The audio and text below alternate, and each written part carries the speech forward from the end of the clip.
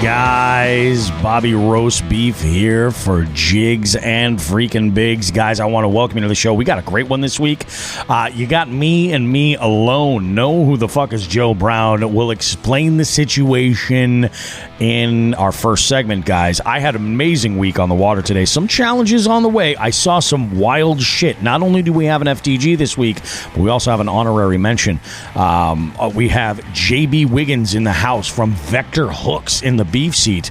And did Bobby Roast Beef nearly get canceled? What the fuck? Well, guys, we'll go ahead. We'll tell you the whole story in just a bit, guys. Go ahead, grab yourself something delicious to enjoy. It is a Monday afternoon. My favorite time of day. It's 12:34. It's lunchtime, baby. Let's go ahead and get this show started. We'll see you guys in a bit. Don't go too far. Come on.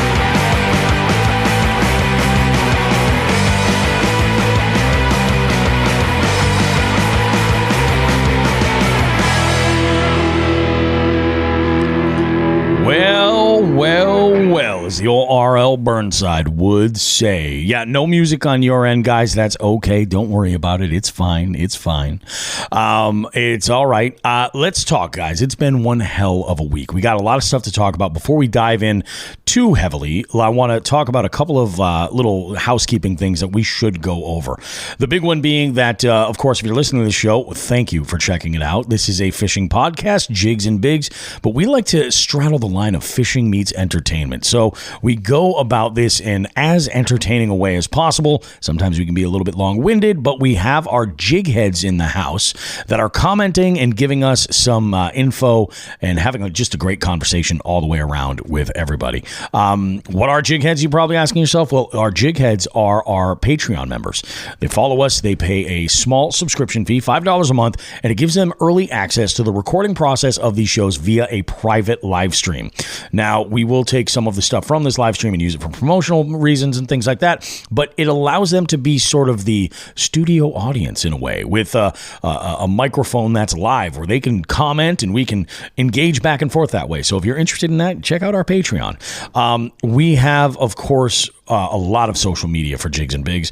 We're on Facebook and Instagram. There is a YouTube channel as well where you'll see behind the scenes stuff, fishing adventures, YouTube. So just look up Jigs and Bigs right there. Links for all of this stuff are in the description of the podcast. And lastly, there's two things that make us really unique. First, our merch is just amazing. Let's be honest. The Jigs and Bigs merch is awesome. It's about to see a little bit of a zhuzhing. We're going to be incorporating some new designs, some riffs off of the logo to represent different fish species that we really enjoy, and a couple of other things. We've added some really cool items. So go to jigsandbigs.com. You can check out our store right there. Link also in the description of this podcast. And then the other thing that makes us real unique is the fact that we run tournaments. One being that we feature, and what we'll be seeing an upgrade actually in 2025, is our monthly online multi-species scavenger hunt. Now, that is an amazing little adventure, a way to kind of gamify your fishing and also get you out of your regular grind if you're targeting a specific species. Maybe you're a carp or a catfish angler and you want to mix things up a little bit. Maybe you're a bass angler and you're looking to just kind of get a little value out of that bycatch you're catching. Maybe you're a trout fly angler and you just kind of want to show your stuff in the multi-species world. Or maybe you're like me and you just like catching them all. They're like Pokemon to you. And you just want to catch them regardless of what they are. This is for you, and it's a lot of fun. We also do the occasional nationwide slot limit tournament for all black bass species. And this has proven to be a lot of fun. Big demand for it. We started out doing it once a year. We've since this year upgraded to twice. Next year, the plan is we're going to try to do even more, potentially even monthly, depending on how this all goes. But looking forward to it. It's going to be good. No, Todd Sefton's asking. He says, heading over to YouTube now. He says, no YouTube today? And yeah, we're on YouTube, man. You just go over to your Patreon. There's a link right there. We have a bunch of folks already on YouTube watching us. Let's just shout out to everybody who is in the house here. Like I said, we got Tim Behan, we got Pat Martin, we got John Hagens. We also, I should say, most of these folks are also have competed in the online tournaments with us, which is pretty sweet. We've also got Todd Sefton and Michael Hansen, a.k.a. Binya Outdoors, joining us. So with all that stuff out of the way, folks, let's go ahead and get into the meat and potatoes of this show. Why is Bobby Roast Beef here alone? Well, I am the host of the Jigs and Bigs podcast. You want to know how many Jigs and Bigs podcasts have not featured me? 0. I've been on every single one of them. So this week has proven to be kind of crazy. A little bit of backstory for those of you that don't know what's been going on. I had recently taken not just one, but 2 additional weekly events for my business. I have an entertainment company, and Sundays, the day that we normally would traditionally record in the evening, I picked up a weekly residency event, which has kind of made things a little bit off for us. So we've been recording at different times of the week and things, and it's been a little crazy. And I recently just picked up a Sunday brunch event that's going to be bi-weekly. It's going to go back and forth. Now, what's going on is this.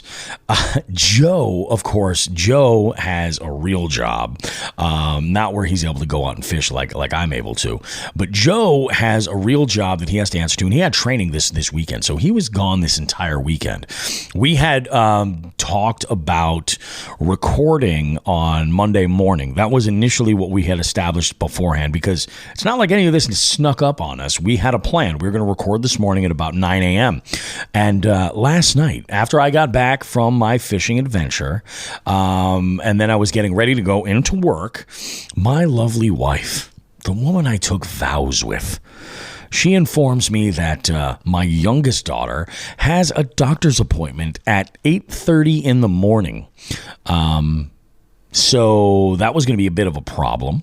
I also had a interview with a guest that will be coming up in a future show, Justin Macon from Making Big Bass Memories. He is a Central Florida guide. I just concluded that interview. I thought I was actually going to have to reschedule it, if you were. So we, there was a lot of things going on today. I rescheduled my oil change, and I reached out to Joe on my way out to work last night, and I said, Joe, we got a little bit of a problem with Monday. How do you want to do this? And Joe had been, he's been out all day. Like, I think he got up at like 3 a.m., he told me. He's like, yeah, let's not do trivia. He's like, let's squeeze something in maybe Monday. And I was like, look, if it's an issue for you as far as juggling things on your end, don't let it be. It's okay. I can go ahead and swing this show in, and it actually works out really, really well. Like I said, Joe's been busy all weekend, and there was something that came along in the world of professional pro bass tournaments. Bassmaster dropped a bombshell, and people have been losing their minds over it, and we're going to go ahead and weigh in, obviously, and I'm going to talk about this a little bit here to get some of the jig heads' reaction to it all. But Joe was like, I have to let this marinate and think about it. So before we can, Joe's the guy in the show that has more of a tournament aspect, more of that big bass boat tournament world experience. And we'll have a little back and forth and see what the whole story is. So I'm not going to get into crazy with my opinions, but we're in the headlines. We're going to mention that it was dropped. And I'd like to see what you guys think. So if you have opinions on that headline, go ahead and you can drop them in the comments, Jig Heads, and we'll go ahead and mention those as we get through the show. So let's see, what else do we have to talk about here that was pretty crazy? Let's jump into our hot topics. Last week was kind of crazy.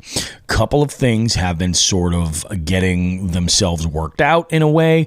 Let's start off with, I think, the most important and the coolest thing of them all. But we have not just one, but in fact 2 close friends of the show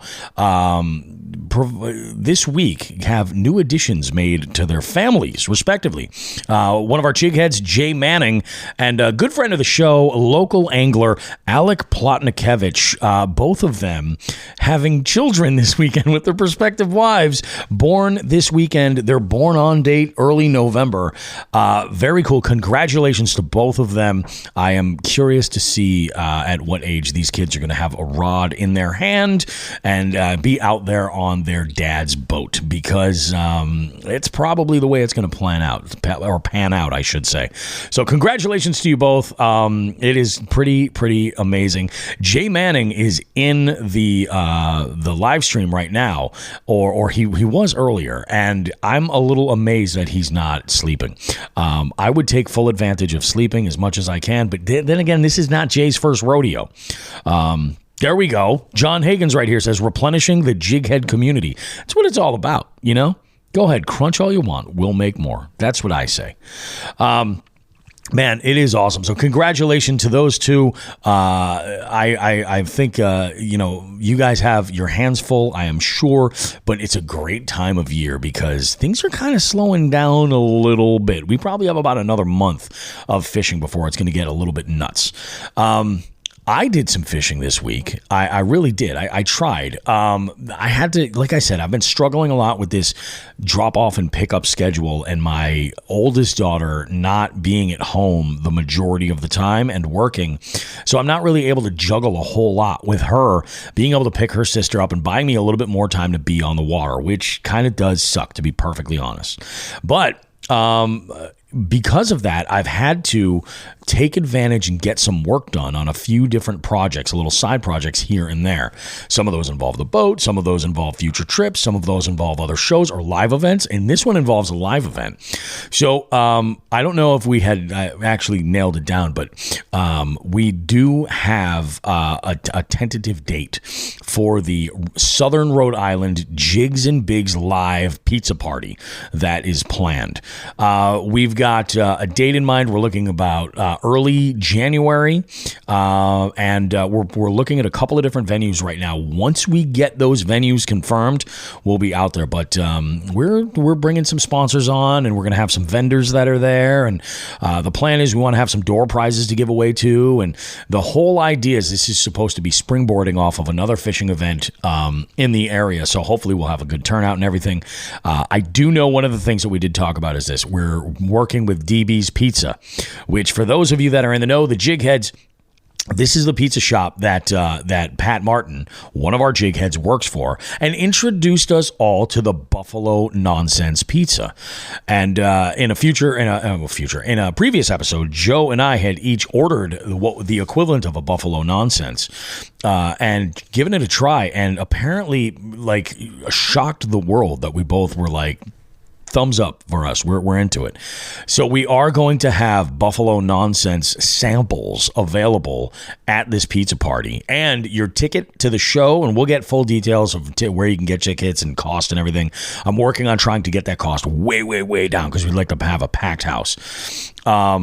Yeah, you'll be able to try Buffalo Nonsense, but we will have pizza available, complimentary, included with your ticket, so you'll be good to go. So it's going to be a blast. Full details coming forward. It's going to be great. We got Vector Hooks in the house.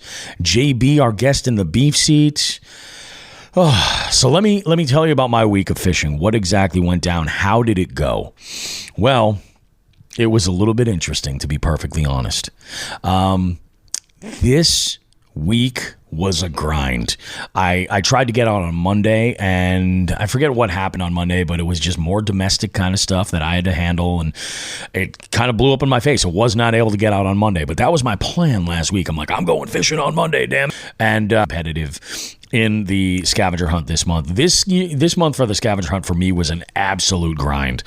I think I put 5 or 6 points on the board. I think I put 6 points on the board, which is wonderful, but I needed at least 9, I think, in order to stay competitive. And I've got to get the final results of the tournament to you guys. That'll be in next week's episode when we've got Joe here. But one of the things that I do want to talk about is I went out with my dad, and we went out specifically looking for trout. And the weather has kind of been a little bit nuts. It's been all over the place. This past week, we had high temps on Thursday, on Halloween, that were like 80 degrees. In Western Massachusetts on Halloween, October the 31st. It was ridiculous. So we decided we were going to go and fish this one river and try and put some trout in the boat. And, we go out there. My dad is doing what he does. He's fishing with night crawlers. He's got a bottom rig going. He's got a float rig going. I'm up front in the front of the boat, and we go downriver a good ways, and we turn the boat around. We start using the trolling motor to go back up. We go on... we hit this river, and I mean, I'm spotting fish all over the place. And I started out throwing inline spinner, and I was getting a couple of follows, and I was like, well, maybe there's a color situation. Let's switch it out. So we made a change. Same thing. They just didn't want anything to do with it. So then I threw on I had shifted gears. I actually had tied on a slip rig. No, actually, I started with a drop shot, and they didn't want anything to do with that. And then I put on a trout magnet. For those of you that don't know, a trout magnet is like a tiny jig. It's like a 1/64th ounce jig, and you use a slip bobber with it. It's got a tiny plastic on it, and you basically just cast this out, and then that tiny weight will drag the line through that slip bobber until it gets to the bobber stop. Once it hits that, it just kind of hangs there. Nothing. And that makes sense because my father throwing these night crawlers didn't get a single tap, nothing. I eventually got the most action throwing around a 2-inch plastic Kitech on a 1/64th ounce jig, and I actually had to do some tweaking with my BFS combo that I was throwing it on to get this thing to cast as light as it was. Now, there was something I was really kind of hoping I was going to have at this time for this outing, and it didn't show up in time. I put in an order with Nate Reynolds' company, Pig Jigs, immediately after we had dropped that episode. I was like, you know what? I'm not going to sleep on this. I'm going to go ahead and put an order in, get this done, because I know how fast they're going to sell out. There are a few different baits that I picked up. One of them called the Ulated, right, which is it's a finesse bladed jig, and I picked up that. I picked up their BFS spinnerbait, which is just freaking beautiful, and then I picked up a box of their micro jigs, which are a 1/32 ounce micro jigs, and they are tiny. And this is actually a collaboration box with Black Diamond Plastics, where they make a Hellgramite plastic, and they're awesome. Todd says, he says he sells out pretty quick. He definitely does. Like, as soon as they stock up, then people are crazy about them. And we're going to hear in our bait of the week segment about one of those baits that just absolutely slayed for me. So Friday I go out, my father and I ran out of time. Now, this is an honorary FTG that I've got for you guys. So my dad and I, we get up to the launch, right? And there's a woman who's got a canoe right side of the launch. And this woman, she actually had a conversation with my father, and while I was getting the truck, and she seemed of a particular age. Come to find out, she was quite a bit older than I had expected. But I was like, she's taking her time getting her stuff together, no big deal. What blew me away was that as we rolled up to the ramp, we had passed by 4 or 5 wreck kayakers on October the 31st. None of them wearing a PFD, which this body of water, there are oftentimes you'll see an EPO pop in because it is a super popular spot. So we are throwing around, we're coming up to the boat. My dad and I are both kind of commenting to each other. Well, we get the boat up by the launch, beached it on the sand over there, and then I go and grab the truck, and as I'm getting out of the boat, we have 2 of these guys roll up, and I was like, oh, all right. I said, cool, we'll just wait. No problem. I mean, obviously with the canoe there, I couldn't back the trailer down either. But like, these guys were just like zero fucks given. And the guy's like, oh, we'll be out of here. No problem. We're just going to go to the bathroom. Now, one of the guys gets out of the boat and he's wearing Crocs. This body of water is famously cold. This body of water was probably like 45 or less. I'll bet you 45 is probably about as warm as it was. It is ridiculously cold. And it's a river. It's moving water. It is what it is. But the body of water it comes out of is just, it's like ice cold. It never sees over 55. And trout are the dominant species here. And there you go. That's why. It's that cold water that they love. And so my father makes a comment about the guy's shoes. He's like, you're not cold wearing the Crocs? And the guy's like, oh, no, every single time I'm here, I usually jump in the water. So we'll see if today's going to be the day. And I look over at my dad as these 2 dudes go over to the Sandy can. And I say to him, I go, they're going to die. Because dude, what are you doing? Now, the real FTG for this week is even better than just that. It was ridiculous. I eventually did go get the truck after these 2 dudes took off on their kayaks. And the woman who was loading her canoe, she had gotten into the canoe. She had put it broadside to the bank and then kind of fallen into it intentionally. And then my dad says to her, and I actually have this, the GoPro recorded this. He goes, you definitely seem like you've done that before. And she's like, oh, absolutely. She's like, this canoe's a pain in the ass, but the beauty of it is at 82 years old, I can still bring it down to the water. And to that I say, you get it, girl. So, and FTGs to the two dudes who rolled up where there were two boats there in play, kind of navigating everything, and just decided, hey, our little tiny bladders can't hold it anymore, daddy, and we're going to go and get out of these kayaks and go take a leak versus, handling it the way you should handle it. Anyway, let's go ahead and move on to the next outing. Did I go out on Friday? I did not go out on Friday. Friday was kind of crazy. A lot of running around. Actually, Friday is where I confirmed a lot of the stuff for the Rhode Island pizza party. That was a big day for Friday. I've been talking with both Matt Thayer, who, by the way, congratulations to Matt on the new job, starting his new job on Wednesday, teaching at high school carpentry right there. Congrats to Matt. But I've been working with these two guys, and Friday we did a lot of talking back and forth and coming up with some ideas. And, things are working well there. I went to work on Friday, and I had plans to get out on Saturday morning. I had called the usual suspects to join me. And where did I end up on Saturday morning? Oh, you know what? That's how Saturday played out. So my wife hits me this week with hey, we need a new microwave, and our microwave is broken. We need to go get it. So she's like, clear your weekend. She's like, we'll go Saturday morning. Now, she was working an evening shift on Saturday. So I said, okay, no sweat. We'll go ahead. We'll go out first thing in the morning. I get home from work on Friday night. She goes, you know what? Let's wait. Let's see if there's any sales for Veterans Day coming up next weekend. I said, okay, that's fantastic. Now, there's this little situation that my wife has going on with her family regarding a specific piece of furniture that needs to be moved.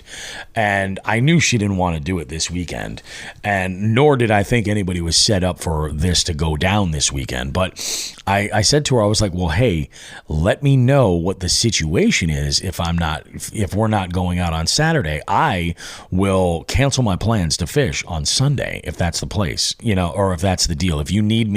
And she goes, it's not going to work out this weekend. I said, okay, great. So I kept my plans. I had plans fishing with a former guest on the show, good friend of mine, Eric Dowd, a.k.a. Moose. We had plans to go and hit some bodies of water in Central Mass. And that did happen, but we'll get to the audible that was called. So then Saturday I decided, well, you know what? I'm going to spend my day just hanging out with my wife. She had to work later that day. And I was like, you know what? I'm going to take this opportunity and go do a little bank send later in the evening. Because I did, late Friday night, I did receive that package from Pig Jigs. And I went through and I was like, God, I just want to throw these so badly. I want to know what they're all about, And I wanted to put together a video for the YouTube channel as well. So I said, we're going to do a whole weekend send. Let's go ahead and do it.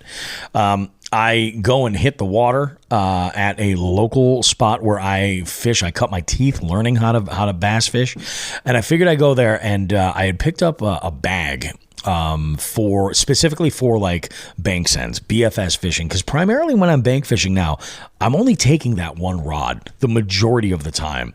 I find that it's really, really versatile. I catch way more fish, and it's this. Took off. I pick up like a small sling bag, put a bunch of baits in there. My wife took off to work. I went and then to go hit this local college that I like to hit.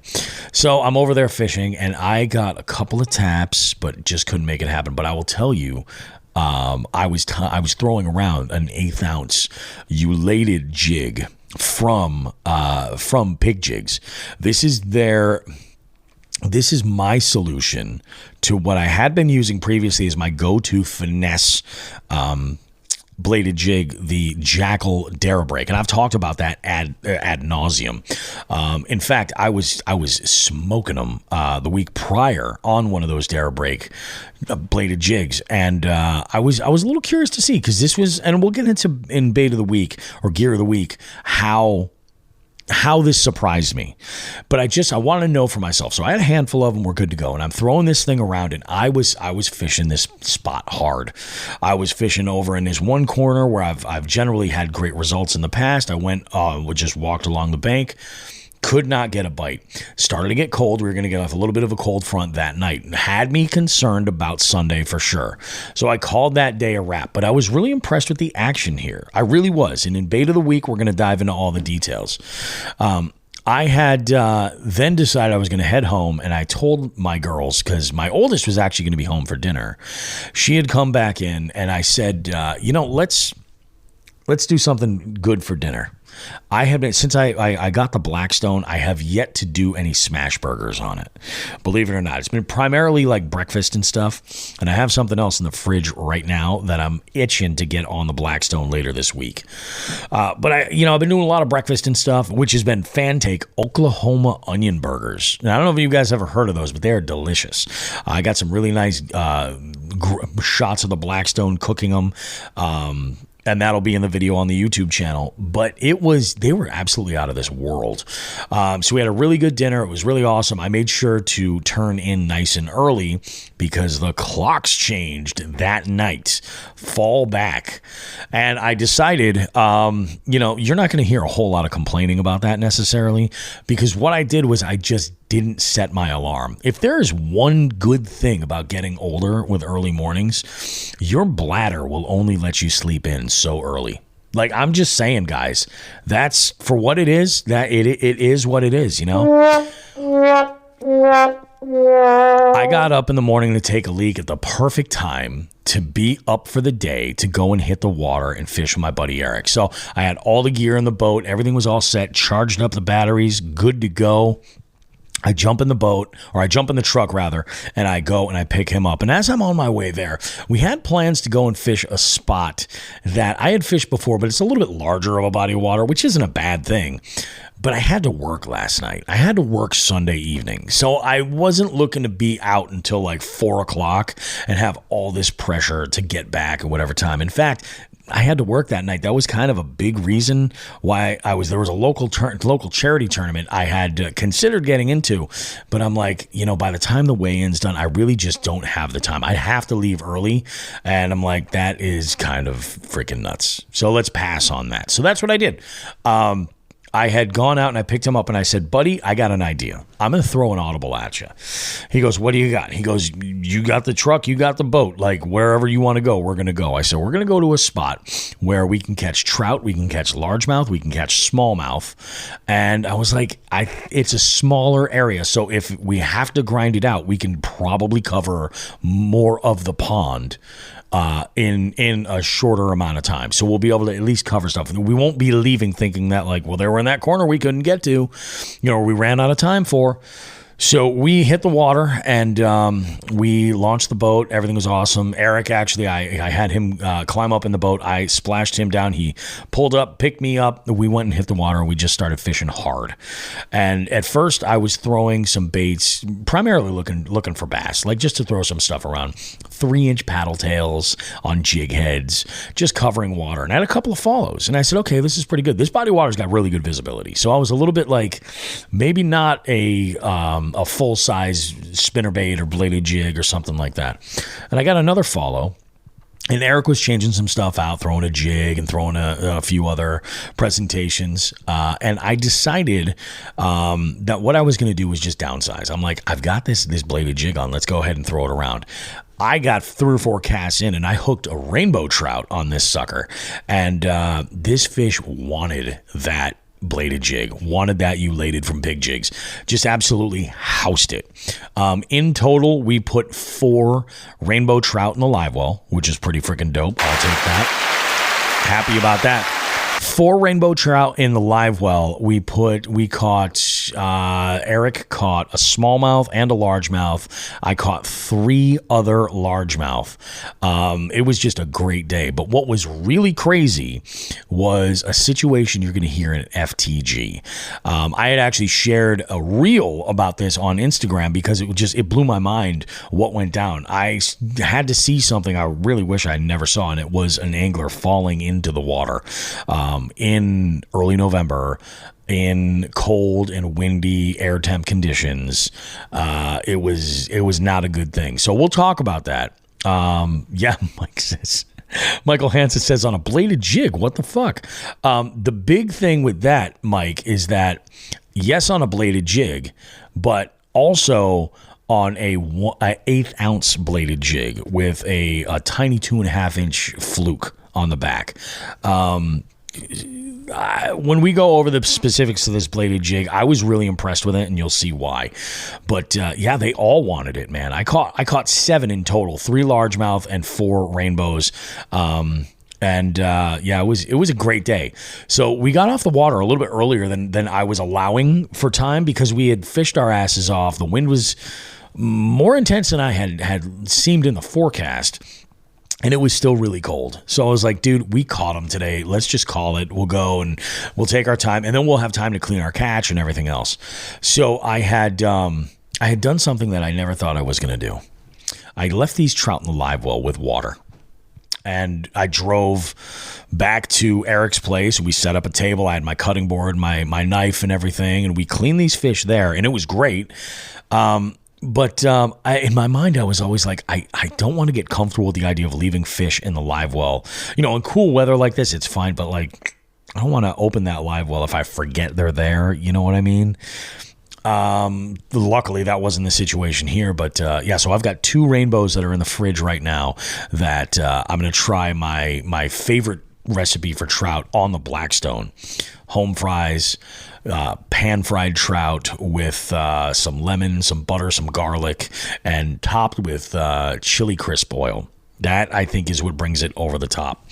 So I'll let you know about that, how it turns out on the Blackstone. Should be pretty cool. And one of these is a huge trout. I want to say a 19-incher.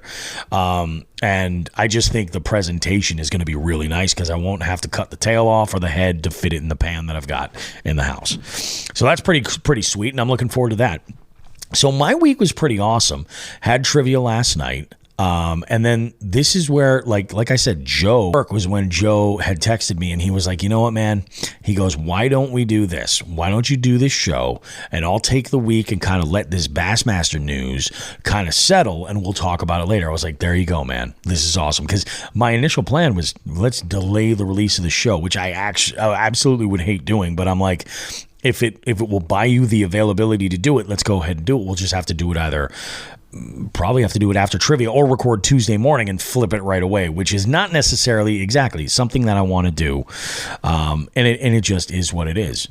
So let's go ahead and shift gears right now because there has been something that's been a buzz about Bassmaster. Jigs and Bigs. That is the wrong open. See what happens? Do you see what happens when you meet a stranger in the Alps?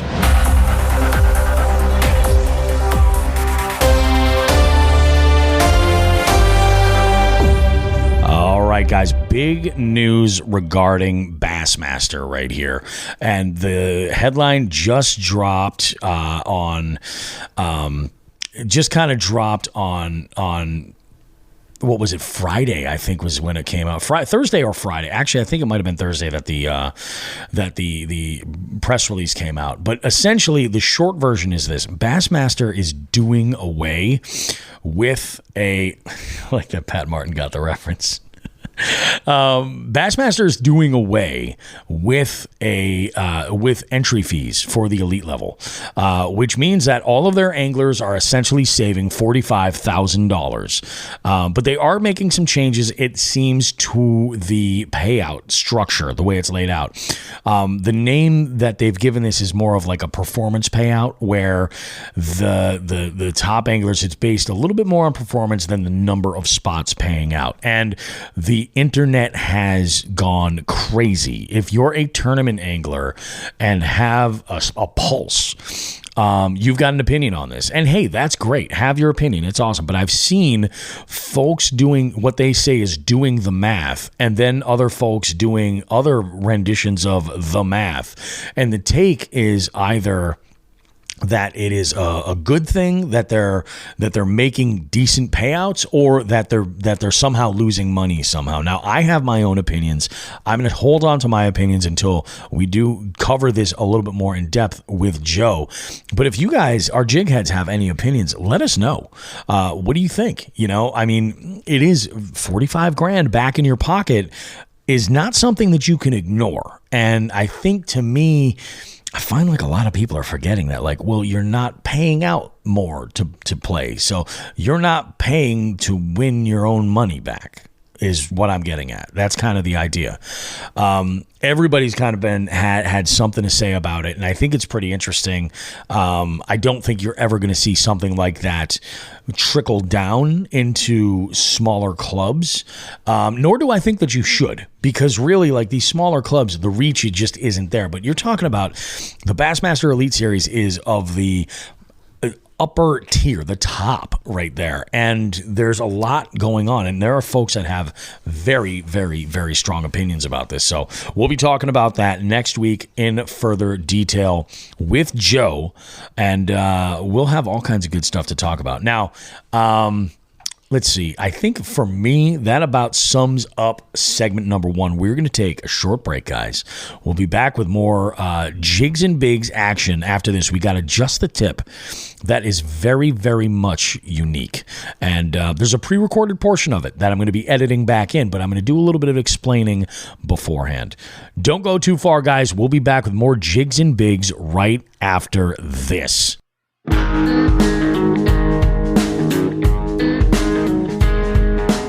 Jigs and Bigs wants to take a moment to say thank you to our partners for helping us continue to push the limits of our fishing adventures and bring you amazing long-form podcast content. We need to thank Dark Horse Tackle, Omnia Fishing, A-Bay Lure, The Bay House, and The Ship Motel. We can't forget about Three Bells Outfitters, Torres Sunglasses, and of course, Reaction Tackle. Be sure to check the description of this podcast for any associated affiliate links or promo codes they've generously provided our listening audience. Again, we cannot thank our partners enough for their support. Please consider supporting them and supporting the show in the same process. Thanks.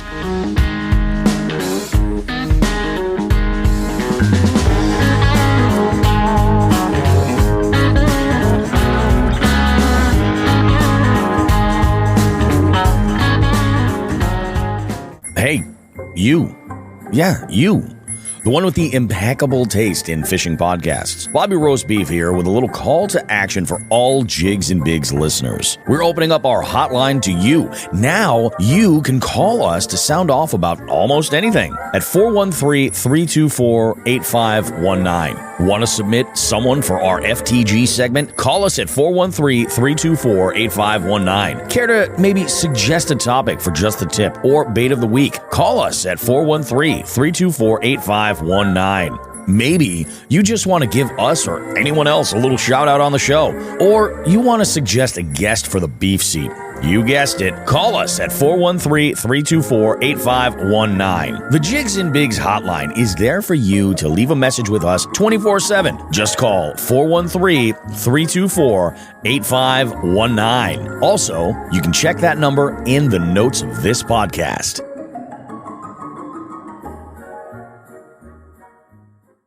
Perhaps play a little game called Just the Tip. Just for a second, just to see how it feels. Or, ouch, ouch, you're on my hair.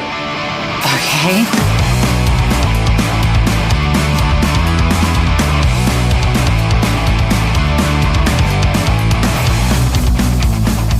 Oh boy. All right. I didn't even think about this beforehand, but what the tip this week is about, I couldn't have put this in the worst possible ironic title segment everywhere, because it kind of has to do with sexual harassment, to be perfectly honest. Or bordering on. So I want to go ahead and preface this that I had put a reel up on Instagram earlier, and a bunch of people saw it and liked it and everything. There were very few comments. But this is the whole story behind that reel. Bobby Roast Beef put himself in a situation where he very well may have been canceled simply because he was going for a laugh in a group chat.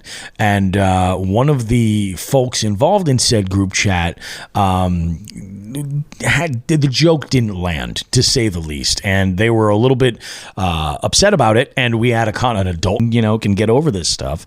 And that person is Enthusiast Adventurer. It's Janelle, and we pre-recorded this for you guys. It's a little bit lengthy, but it's got a good message, and hopefully, if you guys are in a situation, you can learn from maybe where my mistake was, and also learn a little bit about her reaction to it as well, because I got to give her credit for it. She handled it, I think, exactly the right way. She handled it in a way that I hope my own daughters would handle it. Should that happen, I can only imagine. So right after this, we'll be back with an FTG. We'll see you guys. Oh, Canada, our home and native land. Let's take a minute to talk about Canada. Can we? Bobby Roast Beef here for Jigs and Bigs, and I'm joined by Janelle Orsino, Enthusiast Adventurer.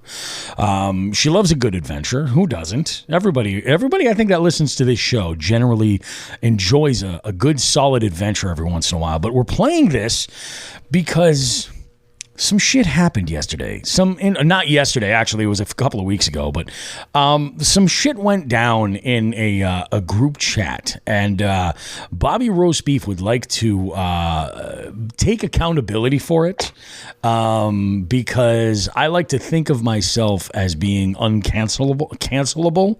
Is that a thing? I don't think so. You don't, in today's day and age. No, I'm going to try anyway. So okay. I don't want this to come and bite me in the ass at some other point, but we're going to go ahead and set the stage. Actually, before we dive into the details of everything, Bobby Roast Beef was in a group chat with Janelle, Enthusiast Adventurer, and in this group chat was the only other person who was involved was our friend from the north, old Saint Nick. And, we're going to give full context to everything, but Bobby Roast Beef went for a laugh in this group and apparently had crossed a threshold, a line that was too far for Janelle. And when she expressed her situation, I think I can get credit for this, that I immediately took ownership of it and said, hey, I want to take accountability for this, blah, blah, blah, blah, blah. Are you, now that I know exactly where this line is, we'll go ahead and go through that. So some of you are going to listen to this and you're going to laugh your ass off because it is intended to be comedic. Okay? It wasn't necessarily received that way by Janelle, and I understand that, and I am accepting in the future. But I think the best thing to do is to give context to everything. Let's start from the beginning. Start on that day. Let's go ahead. Well, this goes back just about a week, really. And it was a conversation that was going on where St. Nick had commented in this group chat. He goes, man, today's got me in the feels. He goes, it feels like fall fishing is just starting to fire up and the season closes in 8 days. It's a complete opposite in the spring where I know they're munching and I can't fish them because the season isn't open. I said, I feel for you, dude. I'll never understand why so many places manage bass with seasons, especially when it's catch and release. He goes, we miss out on both, which stings me twice as hard, knowing that the American side of my water is open for business as usual. I responded by saying, fucking cunts. Okay, let's just full context, okay? Nick then says, I've tried to get my green card. You guys don't want any skilled English-speaking white folk, apparently. I said, you forget, I'm an ordained minister, my friend. Find an inmate and I'll marry you. So I said, bingo, American citizenship. He goes, he liked my comment about her. That's game as well. We can do this all on Zoom. And I followed that up with a gif of from True TV, actually, of a bride, a guy dressed up in a wedding dress. And Nick goes, LMAO. I said, dude, let's do this as a bit on the show. And I said, we could voice it as Jigs and Bigs listeners. We have a Canadian counterpart that's in dire need to get hitched in order to be able to fish the U.S. side of the Detroit River. Suiterettes could submit applications, and we would pick a winner after a scrutinizing process, whittling them down to a top 3, where our Instagram followers could vote like true patriots, and on the winner to be bonded by legal matrimonial process. And then he said, instead of who wants to marry a millionaire, it'll be who wants to marry a reasonably established but totally irresponsible Canadian. I said, yes, game on. And then he laughed at like true patriots. Yeah. I said, would you have dual citizenship at that point? He goes, bonus points for Texas, Florida, Tennessee, or Louisiana, Cajun country only. I said, what about the spouse? I could turn I could make this a thing, man. He goes, yeah, I'd have citizenship. They wouldn't have dual. In order to risk half my wealth on a marriage, there would have to be a green card in the deal as well.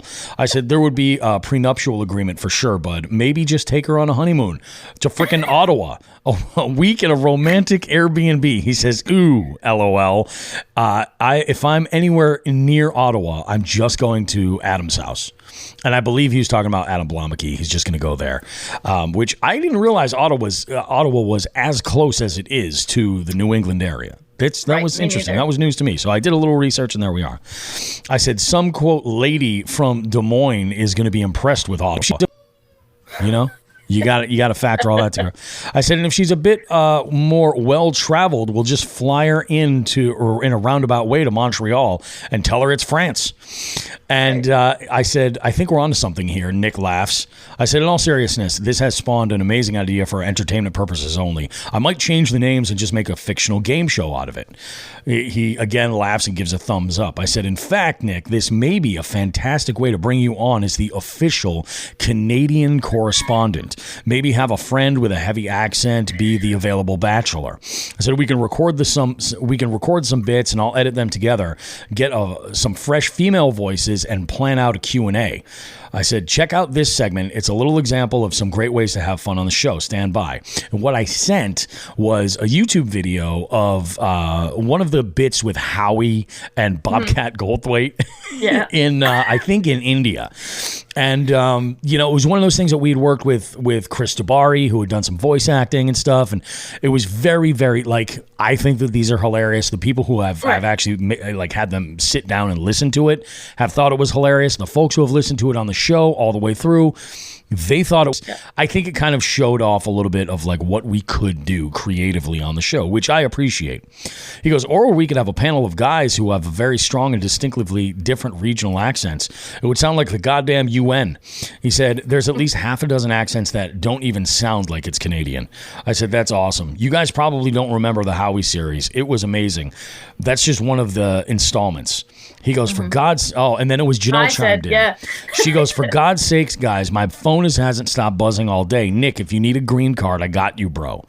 I said, you have anything going on today, Toothless? Toothless. And this was the day that, Janelle, you got your wisdom teeth taken out. I did. Yeah, it was either that day or the day before. She goes, LOL, makes great content. She goes, it's the kiss after the I do's that I'll really have to pump myself up for. Then Nick comments, he goes, I'm French too. We kiss the best. Ha ha. Janelle then says, after that. Okay, ew. And she goes, say, okay, ew, immediately. She's like, after that, she says, I'm living on the bus and you can do whatever you want. She goes, it's the fastest peck of your life, kid. Nick then sends over a tongue emoji. And that's when she says, okay, ew. Nick says, sounds like a perfect marriage. Janelle says, no cameras to prove it ever happened. Ha ha ha. Right, whatever. We could get you a bus and you could get your own setup or a yurt. I said, Janelle, I was just going to write it into the vows that it would be a fist bump. But I mean, if you're willing to bend the rules, whatever. She goes, no, a fist bump sounds great to me, LOL. I said, always looking out, homegirl. Little Pink Mafia for life. She goes, ha ha ha, little punk mafia. Sends a series of images of her organizational skills with drawers and cabinets, with all kinds of gear. She goes, I don't know about you guys, but I have really been tediously making drawer dividers for all of my gear. I might be brain dead at this point. I said, yeah, that'll do it. And then there was this other conversation that had kind of gone on regarding shelving and storage and organization. She says, yeah, still so much left. Where did we go? That's when we started talking about food. And you hadn't eaten because of your tooth surgery. And then I was like, oh, it's that bad? I was like, maybe make some scrambled eggs or a cheese omelet, pasta, like mac and cheese or something like that. Then I got a picture of Janelle's fridge with a bunch of pudding cups. And what are those little cans of fruit? Baby food. Baby food. Banana baby food. And then yogurt. Okay. And yogurt and bunch of apple juice. Have soft food. She's like my personal treasure trove of food, LOL. Mac and cheese would be delicious. And then there was this picture of a bowl that just has the comment mush after it. Yeah. Just scrambled eggs. Yeah. And I was like, it's like you're a prisoner or an orphan. I go, same thing, really. Nick liked her comment about just gonna write like my comment about just writing the vows as a fist bump. Janelle laughs. I said make sure to emphasize bump, Bobby. I immediately commented sorry. This was the joke. Right. That was the joke. Make sure to emphasize the word bump, Bobby. Janelle then commented immediately, she says, for fuck's sake, boys, grow up a little. At this point, I thought that she was playing around. So I sent a Michael Scott from The Office gif, kind of making the, oh shit kind of face. And I said, reevaluate that sentence because I thought that she was just kidding. Some decent amount. I had gone into work, so this was probably about like 6:30 or so, and it was about 2.5 hours later. This is when I put my phone back on. I got this message, and she said, "Yeah, think before we speak, children." Still thinking that maybe she was just playing around, I sent 3 different eye-rolling gifs in the chat. Then she followed with a couple stern, furrowed eyebrow gifs. And I was like, why are yours so pixelated? It's because she uses an Android and I'm a superior device user as an iPhone user. She says, Janelle comments, she goes, mad because I'm that and mad. I don't know.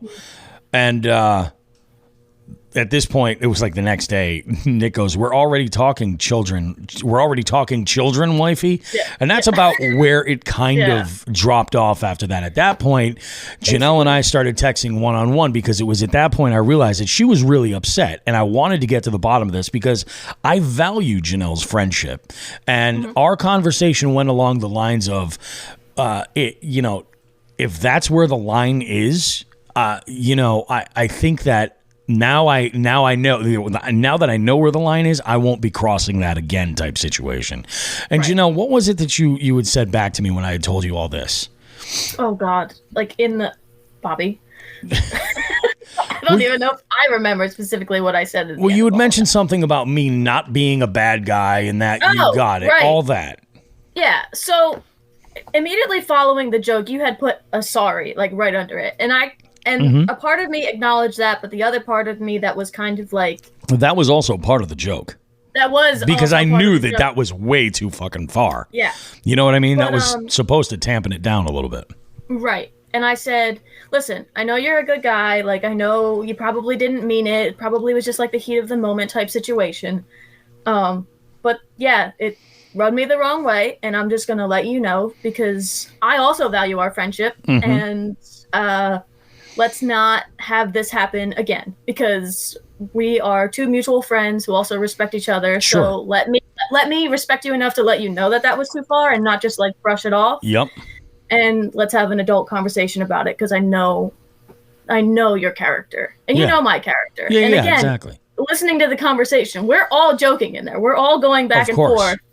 And it was just that one little thing that like just kind of tweaked me the wrong way. And I don't know if it was after the tooth surgery, like having that or like working for 6 hours tediously on something, like my brain was just whatever, or just that one instant just kind of... Do you think if I made that joke on any other regular day, it would land differently?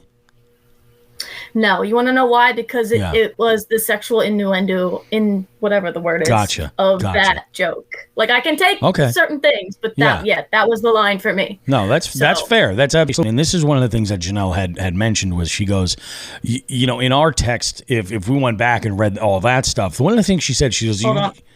I'm gonna pause you for just a second. You just totally cut out. I know. You can still hear me though, right? Like you're frozen. Yeah, can you hear me? The internet. Yeah, I can. No, I can. Yeah, okay. I can. Okay. Sit tight. It'll fix itself. There. Okay, here you come. Here you go. All right, there we go, and we're. I know because it's just the internet. It's just the internet dropping out. Anyway, where I was I was saying that in this conversation, you had said, you're like, you could call yourself in as your own FTG. And I explained to her, I was like, you know what? I go, if I do that, I was like, the problem is everybody in the world is going to want to know what the joke is.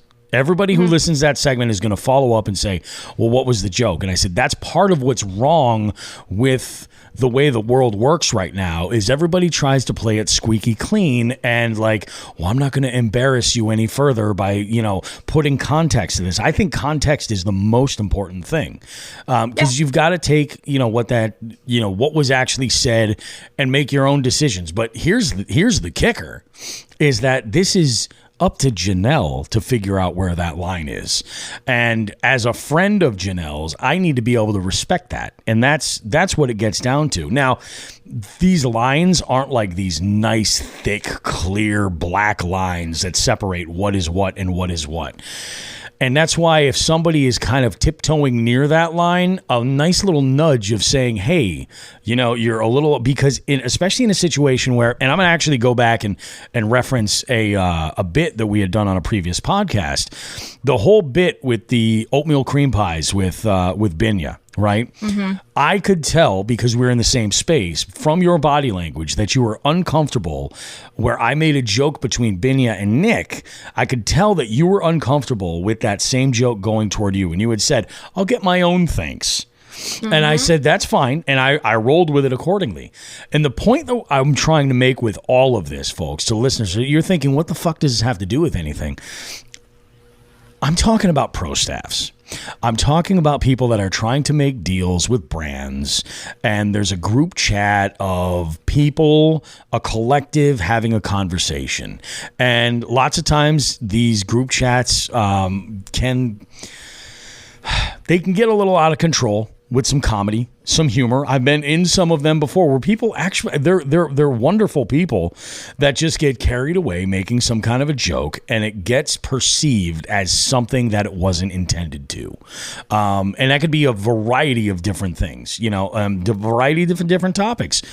The point that I'm trying to make is you got to know your audience, a crowd reacting to what you're saying and adjust for it in real time.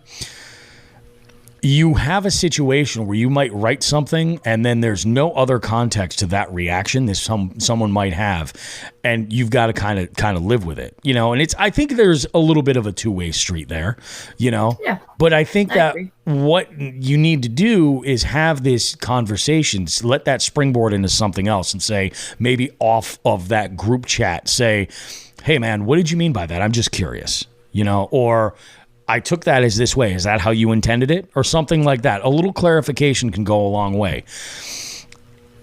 Is that a very 2024 way of looking at things? Yeah, absolutely. And you want to know why? Because it's fucking 2024. I know, right? That's why. Come on, people. Yeah, Let's that's fucking why. We have a lot of this technology and our methods of communicating are not akin to perfectly delivering that same message when we're so used to as a species of people to have a conversation and pick up on tone, pick up on body language, all that other stuff. My internet is going to drop off again, Janelle. I'm just going to keep going. That's okay. We'll keep going. So that's what ultimately I think we're really talking about here is just being smart, being, you know, considerate of other folks, and just, you know, it doesn't take a whole lot. You don't have to ruin somebody's career over something that they said. You don't have to ruin a friendship or a relationship over a joke. Like, people go in for a laugh sometimes and they think, hey, I think that this is, somebody can handle it. And in this specific situation, I think that it was pretty obvious that, I knew that envelope had gone very far. And I followed it by saying sorry because, again, that was part of it. Like, holy shit, that was fucked up. I don't think Janelle's going to be marrying Nick anytime soon. I mean, you could have gotten a nice trip to, I think he was talking about doing a trip to Mexico or something like that. No. Yeah. Like, I was like, because we had actually thrown this idea around even further, but, it's just one of those things. So what do you have to say or add to this, Janelle? What do you think? So, a few things. The fact, it's tough because there's so much wrapped up in this that some people are going to say, oh my God, it was just a little joke. Get over it. Move on with it. Yep. It's fine. You're being a baby about it. You're being too sensitive. Yep. What have you. You can't hang with the group. And then there's the other side of it that I was talking to you about, that like this goes back so far. Like, this brought up like old situations that happened to me when I was younger, growing up. That's exactly it. It happens a lot of the time where you're with a group of people, group of friends, peers, whatever. You're trying to vibe with the group. You're trying to fit in, and somebody says something that you're not very comfortable with, or that rubs you the wrong way, or that affects you. And you feel that pressure of the group to just not say anything and let it go. So the line or the boundary of respect never gets situated, never gets locked in. And then it just keeps getting worse and worse and worse. And this can build into a real situation where, worst case scenario. Yeah. And you have to have the self-respect, and you have to have the knowledge and the voice to tell the person that said whatever they said or did whatever they did, that it affected you, that that's not okay, that there's a boundary, that's too far. And like, you value their friendship. You care about them enough to let them know that was too far, and like, hey, we can go back and forth, but like, that's the line. Yeah. So let's all just kind of, work with it and be cool with it. And, I had a lot of guy friends growing up. I'm a tomboy. I hung out with the guys. Like, I can shoot the shit. I can make the inappropriate jokes. I can say some of the things. But again, there is a line to everybody. And it's not just because I'm a female either. Like, we can make as many jokes as we want, and she was cool with it. Yeah. But this one time, she's not okay with it. Like, what's wrong with her? Blah, blah, blah. Yeah. But no, like you said, it's kind of in the beholder's hand of, oh, that didn't really settle right. Like, why do I feel this way? I got to let him know, and just be able to tell you, be like, listen, you can make those 9 jokes, but that 10th joke, that one's too far because of the degree that it was. Yep. It's not that like, oh, I can take so many until you say too many. It's knowing yourself. It's knowing how comfortable you are in a situation, in a group with people. And we were in a text message group. So you don't have any context. Everyone's going back and forth, and I'm doing my own projects at home, kind of reading these messages, hearing my phone go off. I'm distracted. And then when I read it, and I really read it, that's why there was like that 2.5 or 2 hour gap. Because I was like, I read it, and then I went back to what I was doing, but it was lingering in the back of my head. Yeah. And instead of me saying something right away, I really had to think about if it was really making me feel that way, why I was reacting, and then take it from there. So I processed it, and then I was like, okay, listen, that joke was just a little too far. Yeah. And Bobby, being the good guy that he is and the man that he is, recognized that. Me and him talked about it. And right now we're addressing it for all of you to understand that it doesn't matter who you are. Yeah. It doesn't matter, what the situation is. It went too far. We talked about it. We've got a boundary. We've got a mutual respect. We're still friends. We're still good. I'm not doing this to like tear Bobby down or make you guys think that he's a horrible human. He's not. I look into him like a mentor. He's like a father figure. He's a good friend of mine. We're still going to shoot the shit. For sure. But now he knows where the line is. Yep. Yeah. And we're not going to cross it. And that's what a good relationship is between two people. That's the whole thing, guys, is this isn't about like censoring yourself or anything like that. It's about, there's responsibility on both ends. You know, number one, you gotta like respect the boundaries that other people lay out for you. You know what I mean? Either that or you have to deal with those consequences. And those consequences can be things like, hey, we're going to remove you from this program that we're doing, or it could be just like, I'm going to cut you off. We're not going to be the friends that we were, or something along those lines. It can have an effect on all the parties involved. And I think that really the important thing, new school way of working, the only thing that's like new school about this whole thing is the technology. And the technology is what makes it so tricky to get yourself into a situation. And also you have to realize that like when you make a joke or something and somebody gets upset, like you can't look at that and think like, well, I'm a bad person. You know what I mean? Because that's not necessarily it. Because the other element of responsibility is on that person to inform somebody where the line is, and I think that Janelle did it the right way, and here's the thing. I've had this conversation with people that are close to me about like what's going on. And I'm like, I was like, hey, you're going to hear something on the show. I was like, just so you're aware. I probably should have had this conversation with Joe, to be perfectly honest with you. I haven't, okay. But I think I might beforehand. I might actually even just send him the link so that he can check this out for himself. But the reason why this is important for everybody is so that you can evolve, and that communication, the relationship between two people can evolve, and you're not like, okay, well, this guy's clearly a piece of shit. And that was one of the reasons I wanted to have you on, Janelle, was because I didn't want people, if I talked about this on the show and didn't give full context, I don't want people thinking I did something fucking really terrible. You know what I'm saying? Right. And I appreciate you for being part of it for all this stuff. It's funny too, like I just had something come up last night that I was talking with a longtime listener of the show and a friend of the show. And I was like, we're coming up in April. It's going to be our 5-year anniversary. The day that... Holy crap. We dropped that week's episode on April the 8th. It's a Tuesday. It's going to be 5 years to the day that Jigs and Bigs dropped, which is kind of special. It's a big deal. And I was like, and this person had said to me, you should do something special. And I was like, I'm throwing a few ideas around. I got to figure out what exactly, like, I don't know, we've had some mile markers along the way, and I just, I don't know. We'll see what happens. But they had said that they had a couple of ideas, and they're like, what about if we get a bunch of like past guests together, we do this, and we all roast Bobby roast beef. And you know what my response was? Hate it. Okay. Yep, hate it. Fair. I'm not the You're guy. allowed. I'm not the guy that finds that to watch a roast on television is fine. But I don't appreciate that comedy really at all. So You'll notice I'm not much of a ball buster. If I bust anybody's balls at all, it's pretty mild. You know what I mean? Like, I don't really go in for that. I'm not like, I like to say I have a very fragile ego. You know what I'm saying? And I'm not built for that shit. It does not appeal to me at all. I was like, hate it. And he was like, oh, fuck. I'm like, well... it's just me. Right. It is what it is. So you're allowed to have that feeling and opinion, and you can say no to that idea, and then we move on from it. That's exactly it. I'm like, I couldn't handle it either. Yeah.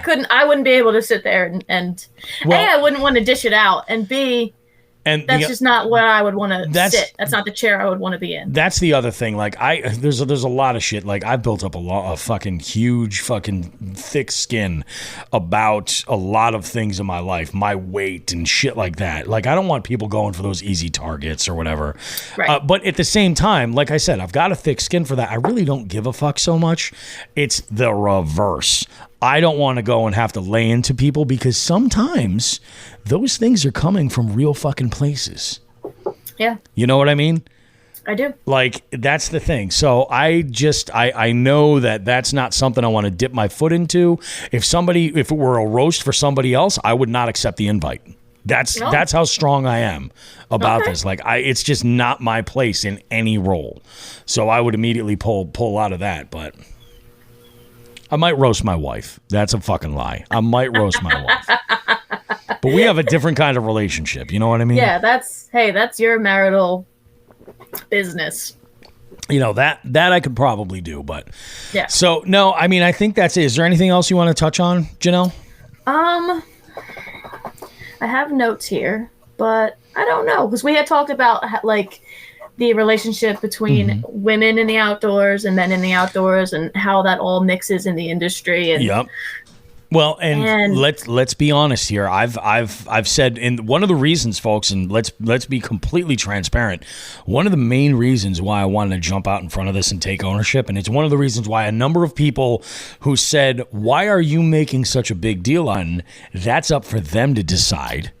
Number two, I publicly say that Jigs and Bigs is all about supporting female anglers that are women that are out there making it happen and doing their thing. And we want to do so in a non-creepy way, in a way where they can feel like they've got an ally in the fishing industry, because there are so many folks, regardless of whatever they want to put out there for content, if they're putting content out there, or if they're out there, you know, hitting tournaments, you know, something like that. We just want to give respect to all of our. So I'm like, that's why it's important to me, because I'm the guy that from the beginning has been like, yeah, we want to give you a place where you are truly an equal, you know? Yes. That's the name of the game.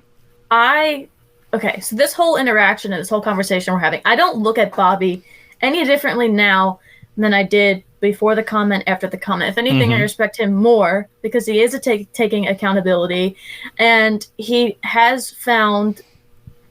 found a boundary, and we are going to respect it. And now our relationship can continue on and grow even further, because now we know, okay, that's me. Even if it's boundary number 1 and there's multiple more to come, that's okay, because we both respect each other enough to go further. And I will absolutely be doing more trips with Bobby, hanging out with Bobby, continuing our friendship and our relationship.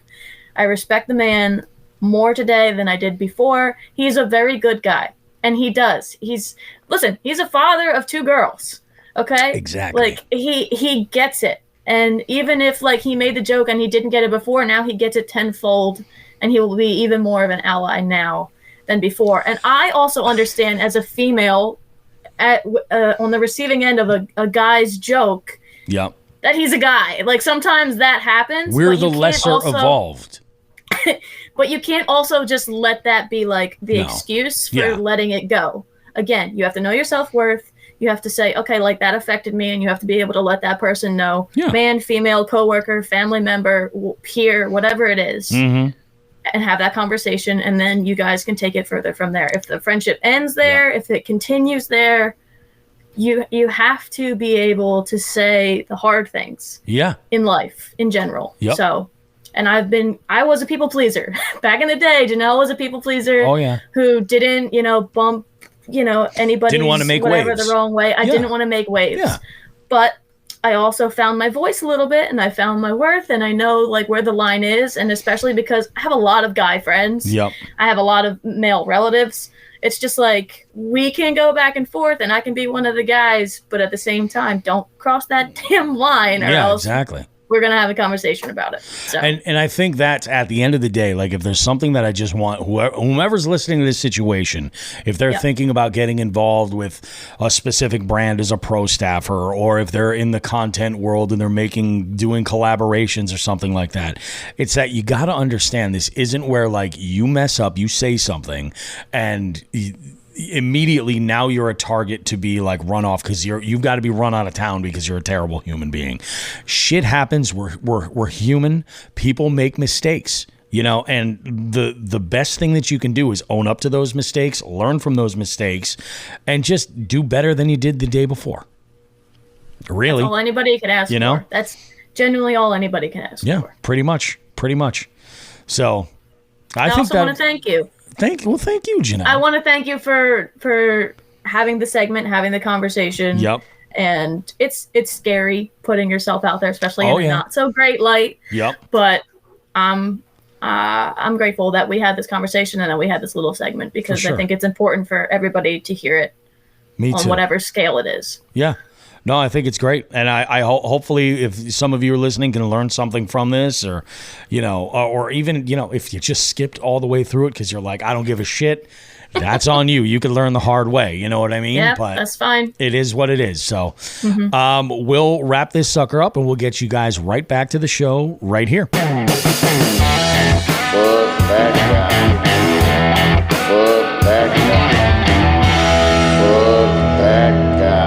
Oh boy. All right. Well, I mean, that was a bit much, but here, we're talking about, like, I opened my mouth and put my foot right into it like a moron, but do I think that there's something you could do that's a little bit dumber? Yes, I do, and we're going to talk about it.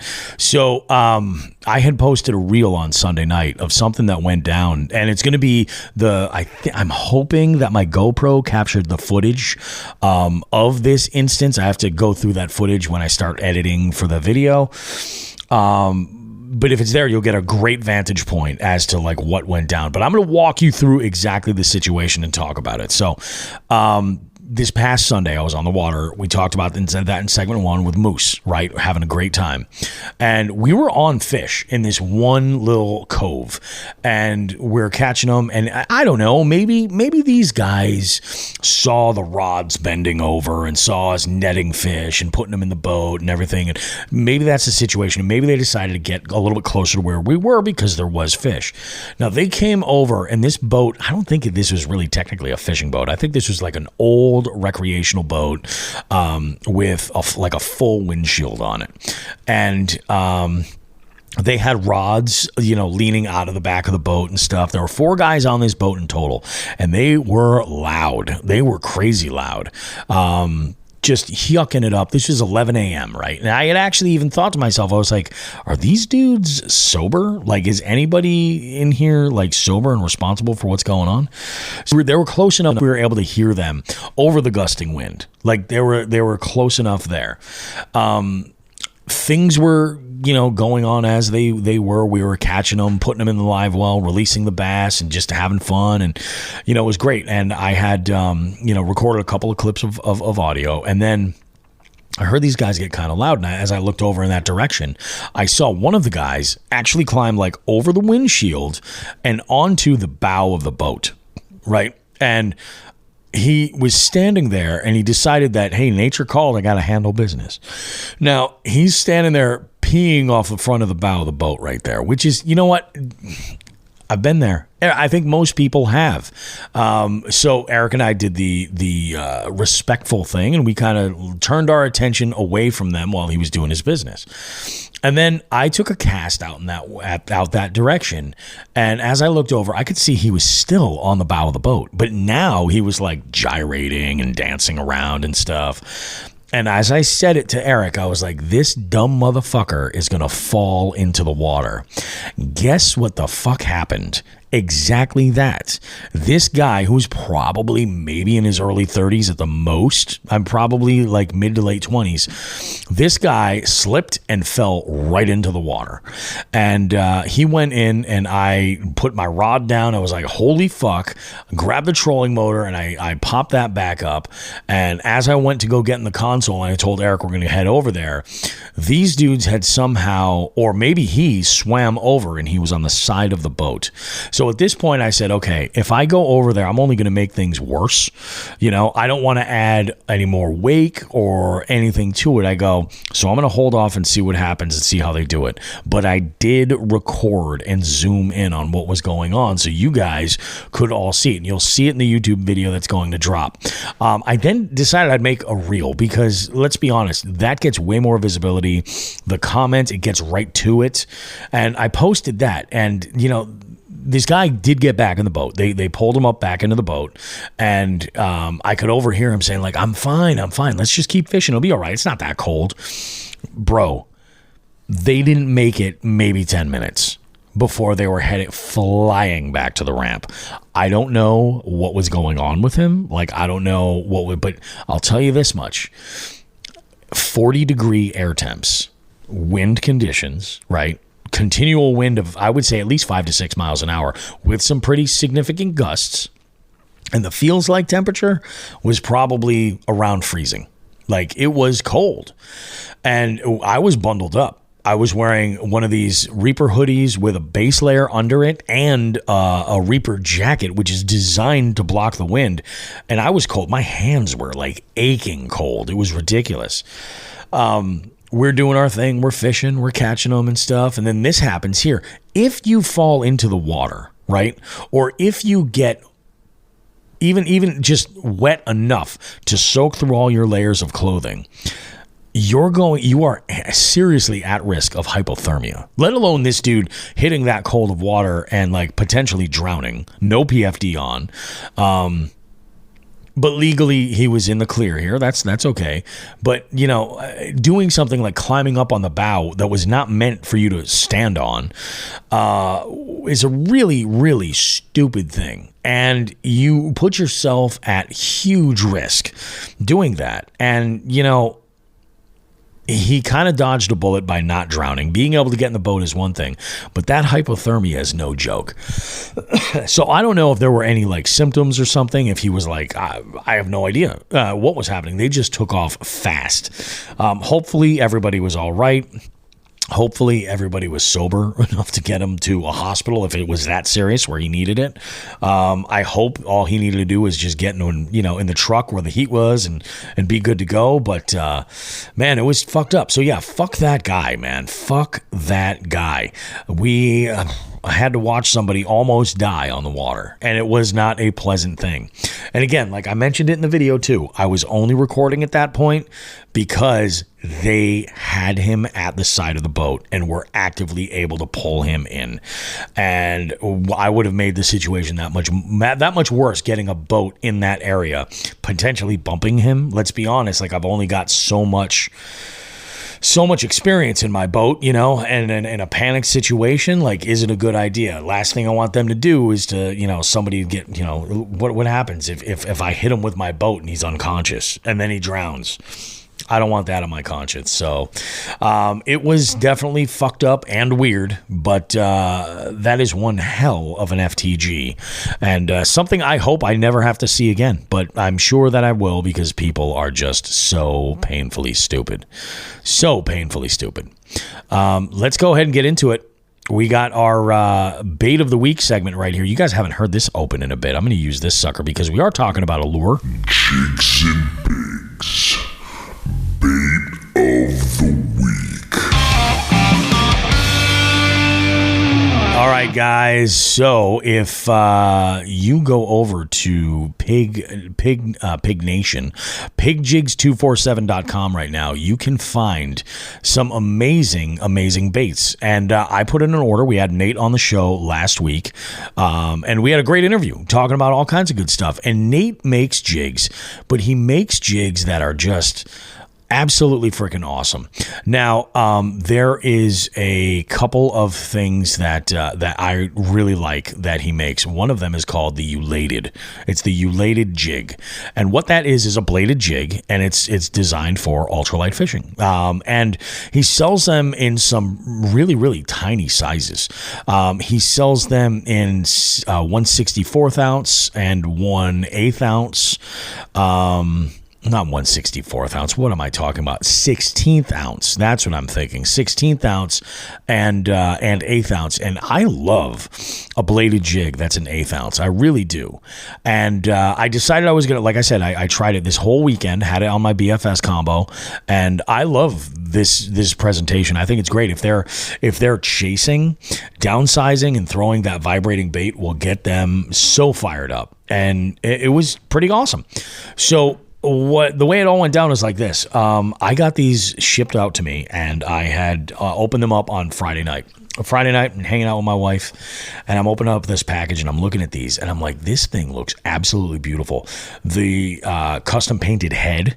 I ordered all of mine in what they call the gill, which is a bluegill kind of pattern, and it's a hand-tied skirt, which is just, the colorway is out of this world. It looks so natural. Just the blues, the dot patterns, the orange underneath there, and the hand-tied portion, little highlight right up by the up in the hook to give them a spot to be able to hit. And it just looks absolutely awesome. Now, the one thing that I did notice, and I hadn't ever used a bladed jig that used this pattern, and you guys know what I'm talking about when I say the dual split ring, where the blade is connected with 2 split rings. And I had always looked at one of those, and I'm just like, do they really have such good action? Do you have to like pop them to get them start moving? Even with the original chatterbait, which used to be for the longest time the one I would throw that and I would start reeling and I would have to pop the rod. And this is a part of the reason why I like to use a faster reel, so I could get that moving and then just pop it, and then it would then start vibrating. I'll tell you what, the moment I engage the reel, these tiny bladed jigs start, I don't want to say humming. The Jackal Darabreak has more of a hum, like a high pitch kind of vibration. These are like a jackhammer. Like they are just not a jackhammer, like, well, actually, yeah, kind of like a jackhammer, to tell you the truth. I would compare them to being like the ultralight version of my favorite and my go-to bladed jig, the Picasso Shock Blade. These are erratic as fuck, like absolutely crazy. And you know, if they're eating them, they're gonna eat this. It is a tiny presentation. It's a real small hook.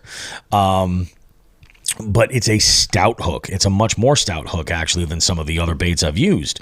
And when you hook them, they're stuck. They're not going anywhere. Hooks are unbelievably sharp.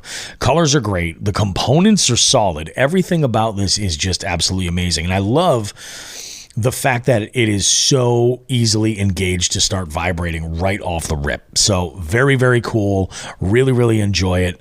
We have, both Eric and I were throwing one.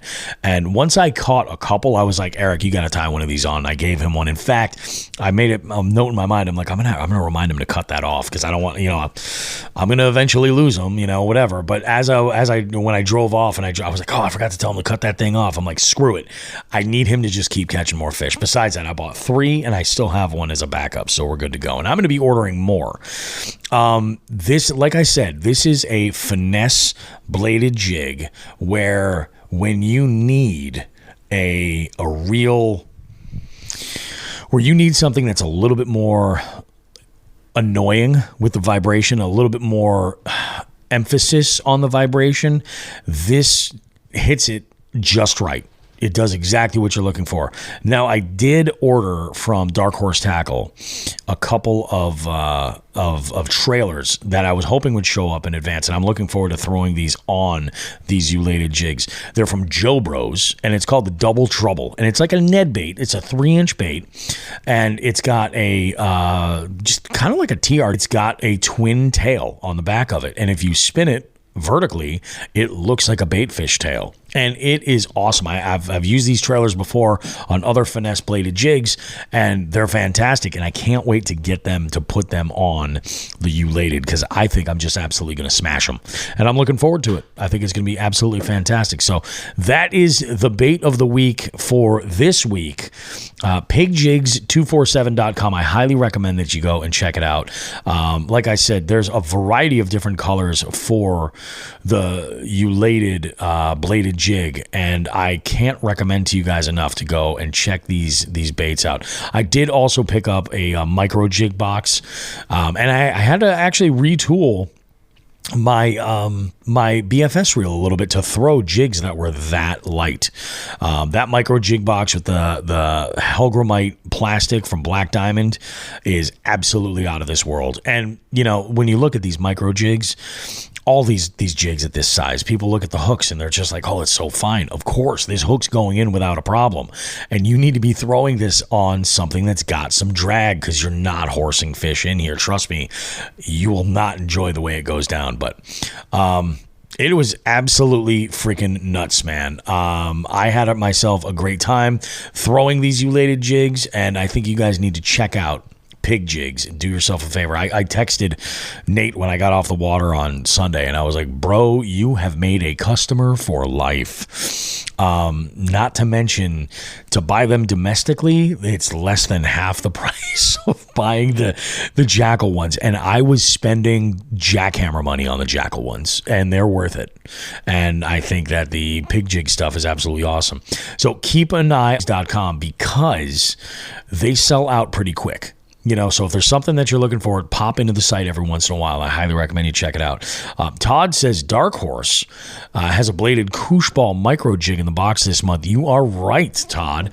I got that micro jig in the that bladed jig in the October box that had showed up on Friday night, and like a moron, I forgot the box at home when I went out on Sunday. The weight on that HH Customs is 3/16 ounce. So it's been throwing, but those play a role because I've got, I like those for specific conditions, specifically when it's a little bit windier and I need to be able to cast it out and have it land. Or if I need it to run just a hair deeper, but a little bit more of a faster retrieve, that's a nice go-to right there. Smallest, or I should say the largest one I've ever picked up was was it a quarter? I don't even think it was a quarter. I think it's all been 3/16, and that is a great size right there. My BFS combo kind of tops out at 1/4. So it's kind of 3/16 is right in that top end and makes it really, really nice. But Mike Hansen says, in terms of the FTG, he goes, if you hit him, I'd help you hide the body. Thanks, man. Appreciate that. It's a good thing I didn't hit him. John Hagens also says, lessons were learned. Maybe. I would hope so. At least from the other people in that boat, this guy who fell in the water, you'd think he'd learn his lesson, but who knows, especially if they were drunk. But these other guys might have actually had the shit scared out of them when they saw him fall over, because when he hit the water, the entire rest of the boat was like, whoa, and they fucking lost their minds. And there was a little bit of panic there. I cannot believe that he swam back over to the side of the boat. I cannot believe that, because falling in that water that cold, oh my God. I wonder if being drunk was actually a benefit in that situation. I can't believe that would be the situation, but I mean, who knows? Anyway, guys, we're going to go ahead and wrap this segment here. We're going to throw over to this amazing interview I had last week with J+B Wiggins. J+B is the owner proprietor of Vector Hooks. Speaking of Dark Horse Tackle, Vector Hooks is the official hook of Dark Horse Tackle. Vector is doing some amazing stuff. Super, super heavy-duty quality hooks that stand the test of time and the elements, but also, like with their treble hooks, that tornado hook is something special. Check it out, guys. This is a great interview. We talk business, we talk fishing, we talk all kinds of great stuff with J+B. We'll see you guys in a bit. Don't go too far. Alrighty, guys, Bobby Roast Beef back here. Another interview segment, Jigs and Bigs. This week in the beef seat, we got the one and only J+B Wiggins. And you may have remembered we've had J+B on the show, but on location at the Columbus Expo, J+B is the owner of the company Vector Hooks. And I know that there are a good number of our listeners that are fully aware of the quality that Vector Hooks are bringing to the game. A lot of that has to do with our good friends over at Dark Horse Tackle. But for those of you that don't know, J+B, let's talk a little bit about Vector and what makes them unique. You go ahead and take it, because you can go from a real scientific level and explain the whole thing. I can just tell you that they hook them good, and they don't come off. Well, Bobby, I appreciate it. First off, good morning, afternoon. I don't even know what time zone I'm in. I'm on the road right now. As you can see, I'm in the Hilton, always on the grind out here, moving, shaking. But first off, I just want to say thanks for let me be on the show again. Had a blast last time. Sure. I'll keep telling everybody, if you've never done this, I don't even care if you fish, just go sign up and talk to the man. Hands down. Yeah. Most well structured. It just flows smoothly. It's not even, it's not staged. You're not reading off the thing, but anyway, back to why I'm here. Obviously said vector hooks. Long story short, for those that don't know, we've been around. We're going into our 6th year now. So about 7 years ago, I was fishing a big tournament. Had a chance, if I had won, to go and fish at another level. Obviously, everybody has that sob story. I'm not here for sympathy, but broke a hook, bent 2 hooks out, ended up getting 3rd. I weighed a 1-pounder in, and those 3 fish that I lost were, I won't even say how big they were, but let's just say they were bigger than what I needed to win. Yeah.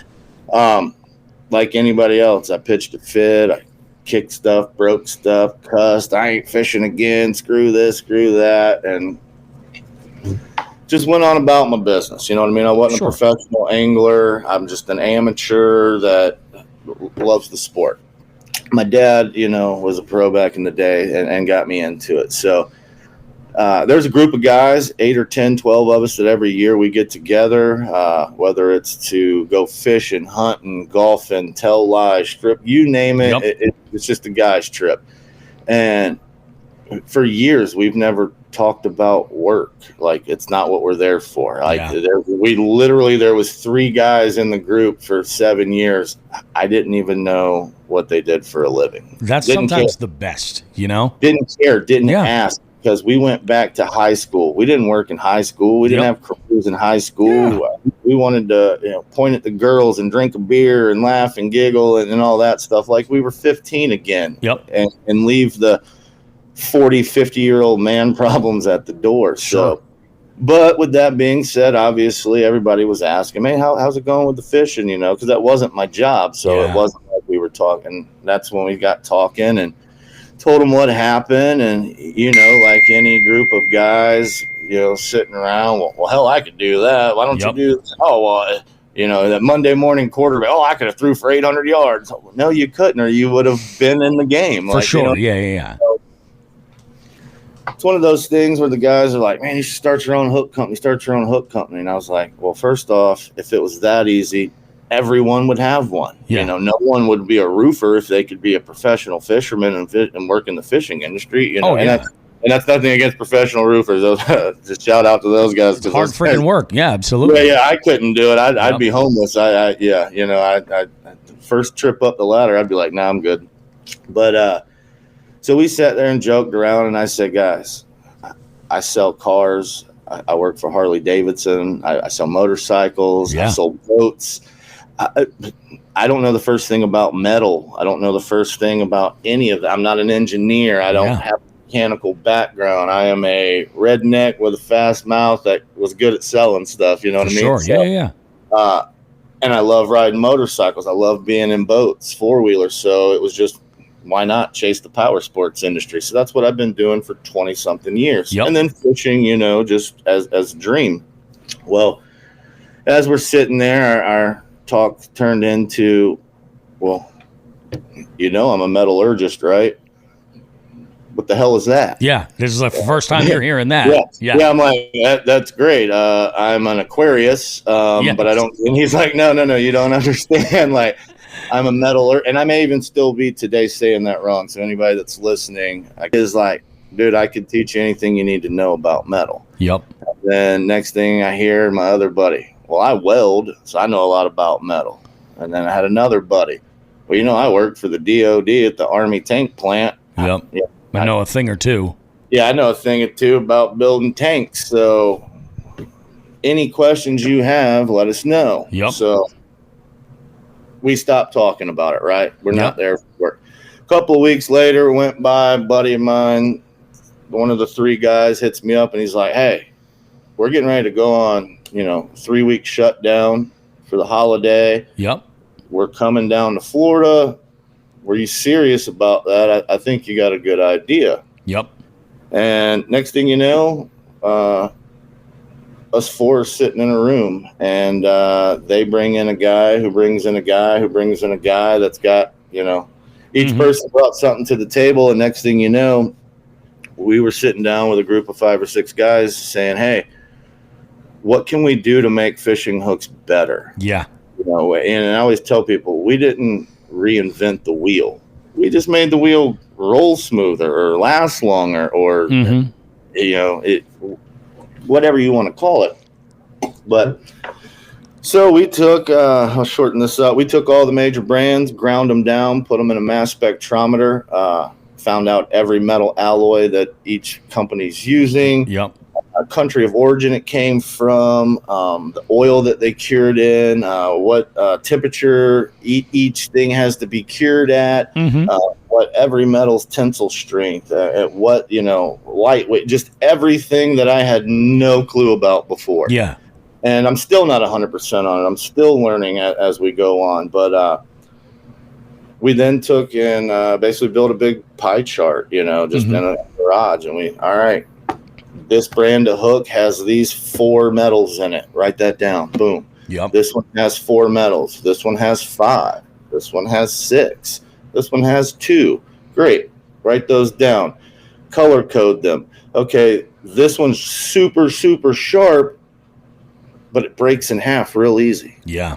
Mark that down. Great. How does it rust? It doesn't rust that bad. Great. Mark that down. What's the next one? Doesn't bend or break. Super sharp, but after you catch a fish, it's now dull. The tip's rolled over. Yep. You leave it in a salted bait, 24 hours, that hook's ruined. Yep. And let's be honest, yes, some of these pros, they get stuff handed to them. It's not like that. Not everybody thinks that. Even these guys that are on TV on the Elite Series. Now, don't get me wrong. Yes, you've got some guys, your Kevin Van Dams, your Ike, those types of guys. Yes, I'm sure they get some stuff easier or cheaper than me or you. Oh, yeah. But they've also been doing this for 35, 40 years, day in, day out. They didn't just wake up one day and their dad was like, hey, you're going to be on the high school fishing team. Now go ask everybody for free stuff. That's how it works. So we had this pie chart, and next thing you know, we're breaking it down. Okay, well, we know that this one's super strong, super sharp, but it breaks. This one's super strong, not very sharp, but doesn't break. This one's super strong, doesn't break, but it rusts like crazy. And then we start doing the algorithm. Okay, well, the super sharp ones all have this alloy in it. Yep. The super strong ones all have this alloy in it. The ones that break don't. So we just next thing you know, and like I said, I had a guy with me, engineer, those types of guys that did all that chemical. And like I said, I'm not sitting here saying that I was in there with a beaker and test tube, because that was not me. I was I was the idea, the brain, the vision. Yep. The rough sketch drawings, and then the brains finally came in and did the rest. But,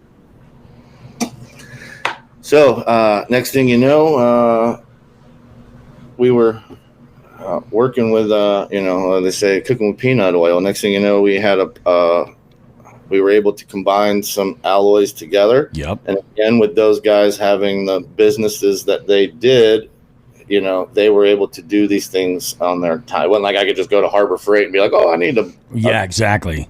This. Yeah. You do need a little bit of industry background to acquire the amount of stuff. Yeah. Absolutely. And because, like I said, you can't just go to Costco and get a hook bending, pulling wire machine. Yep. You can't just go to Costco and get, a furnace that cures metal and stuff. Yeah, absolutely.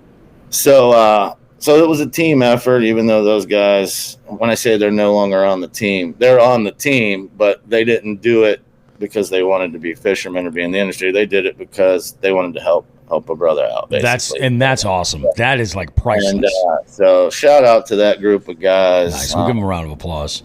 Yeah, let's give those guys nice. Applause. So that's how we basically got started. And then next thing you know, we started with 2 hooks. We just had an offset worm hook and an EWG. Why? Because that's what I was using. You know what I mean? Yeah. So, but then you learn real fast. You can make a bunch of stuff that you like, but if Bobby Roast Beef and Jim Bob Jones down the street don't use it, then you're not going to make any money. Yep. And it's so true. we branched out. We don't just sell those 2. So in 5 years, we went from not being a company to having those 2 hooks to we just signed a Walmart deal for 2026. Oh, good for you, dude. That's awesome.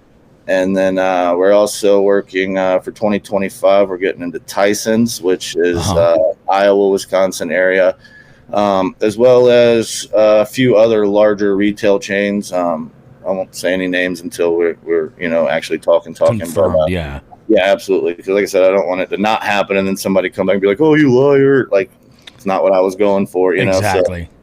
So, but yeah, a lot of big things going. So we went from, like I said, those 2 SKUs to, I believe we now have 191 in 5 years. Now, obviously, it's a lot of growth. 191. I mean, that could be one hook in 10 sizes. That's 10 different SKUs. But we've got 40, 50 different actual hook types, different sizes, models, and we've got a lot of new stuff coming out. Swim bait hooks, weighted belly. I know I keep saying this, and they keep getting delayed, but I mean, as well as anybody, and I hate to bring this into it, but the economy sucks right now. Oh, yeah. So it's a part of it, So we keep hearing we're waiting until the election. We're waiting until the election. Well, I get it. It's a nationwide fear. Yeah. Boy, I can't wait for next Tuesday to hurry up and get here and be over with. But the thing is no matter which way you vote, and again, we won't get into that. Exactly. Nothing's going to change on Wednesday. Nope. If Republicans take over, nothing changes Wednesday. If Democrats stay, nothing changes for the next 4 years. You know what I mean? Like, so when people are like, "Oh man, I'll let you know on Friday." Well, Friday our sale's over, and yeah, exactly. You know what I mean? So like, I find a lot of people in business where they're holding off to make a decision. And they're pushing back like that, and they're just like, "Oh, well, this needs to be right," or we already discussed such and such. Let's wait till the start of next quarter or something like that. Yeah. They're not interested, and it's your best interest to reach out to their competition. Yeah, absolutely. And if they're not going to shit or get off the pot, let somebody else. Yeah, absolutely, and that's the thing. Like and I get it. We are a new company, and you see it every time you do an expo. People walk by and they're like, "Oh man, that's cool. That's cool." And they keep walking because they've heard just for example, your shirt. Everybody knows what AFCO is. Oh yeah, absolutely. And that's the thing that gets me is people will go and spend $100 on a shirt that they don't know anything about because someone else wore it. But when someone like myself, really put something out there that's different, then and I'm guilty of it too. I'm not knocking AFCO. I got AFCO. For sure, yeah. But it's a good example because they've been around 60 years now, 70 years now. Yeah, I could have said Nike or whatever. Yep. Absolutely. You think about it. You were here when this happened. You're my age, so you remember when someone driving a Kia was poor. You remember when, you have a Vizio TV? You bought that at Walmart? Oh, my God, dude, your family's broke. Now everybody has a Vizio. Kia Telluride was the #1 selling car the last 5 years in a row. But because 20 years ago they were new, this brand, they were, those guys are cheap. They're nobody. Well, of course they are because you don't know who they are. And when you're first starting out, let's be honest. Hyundai was like that.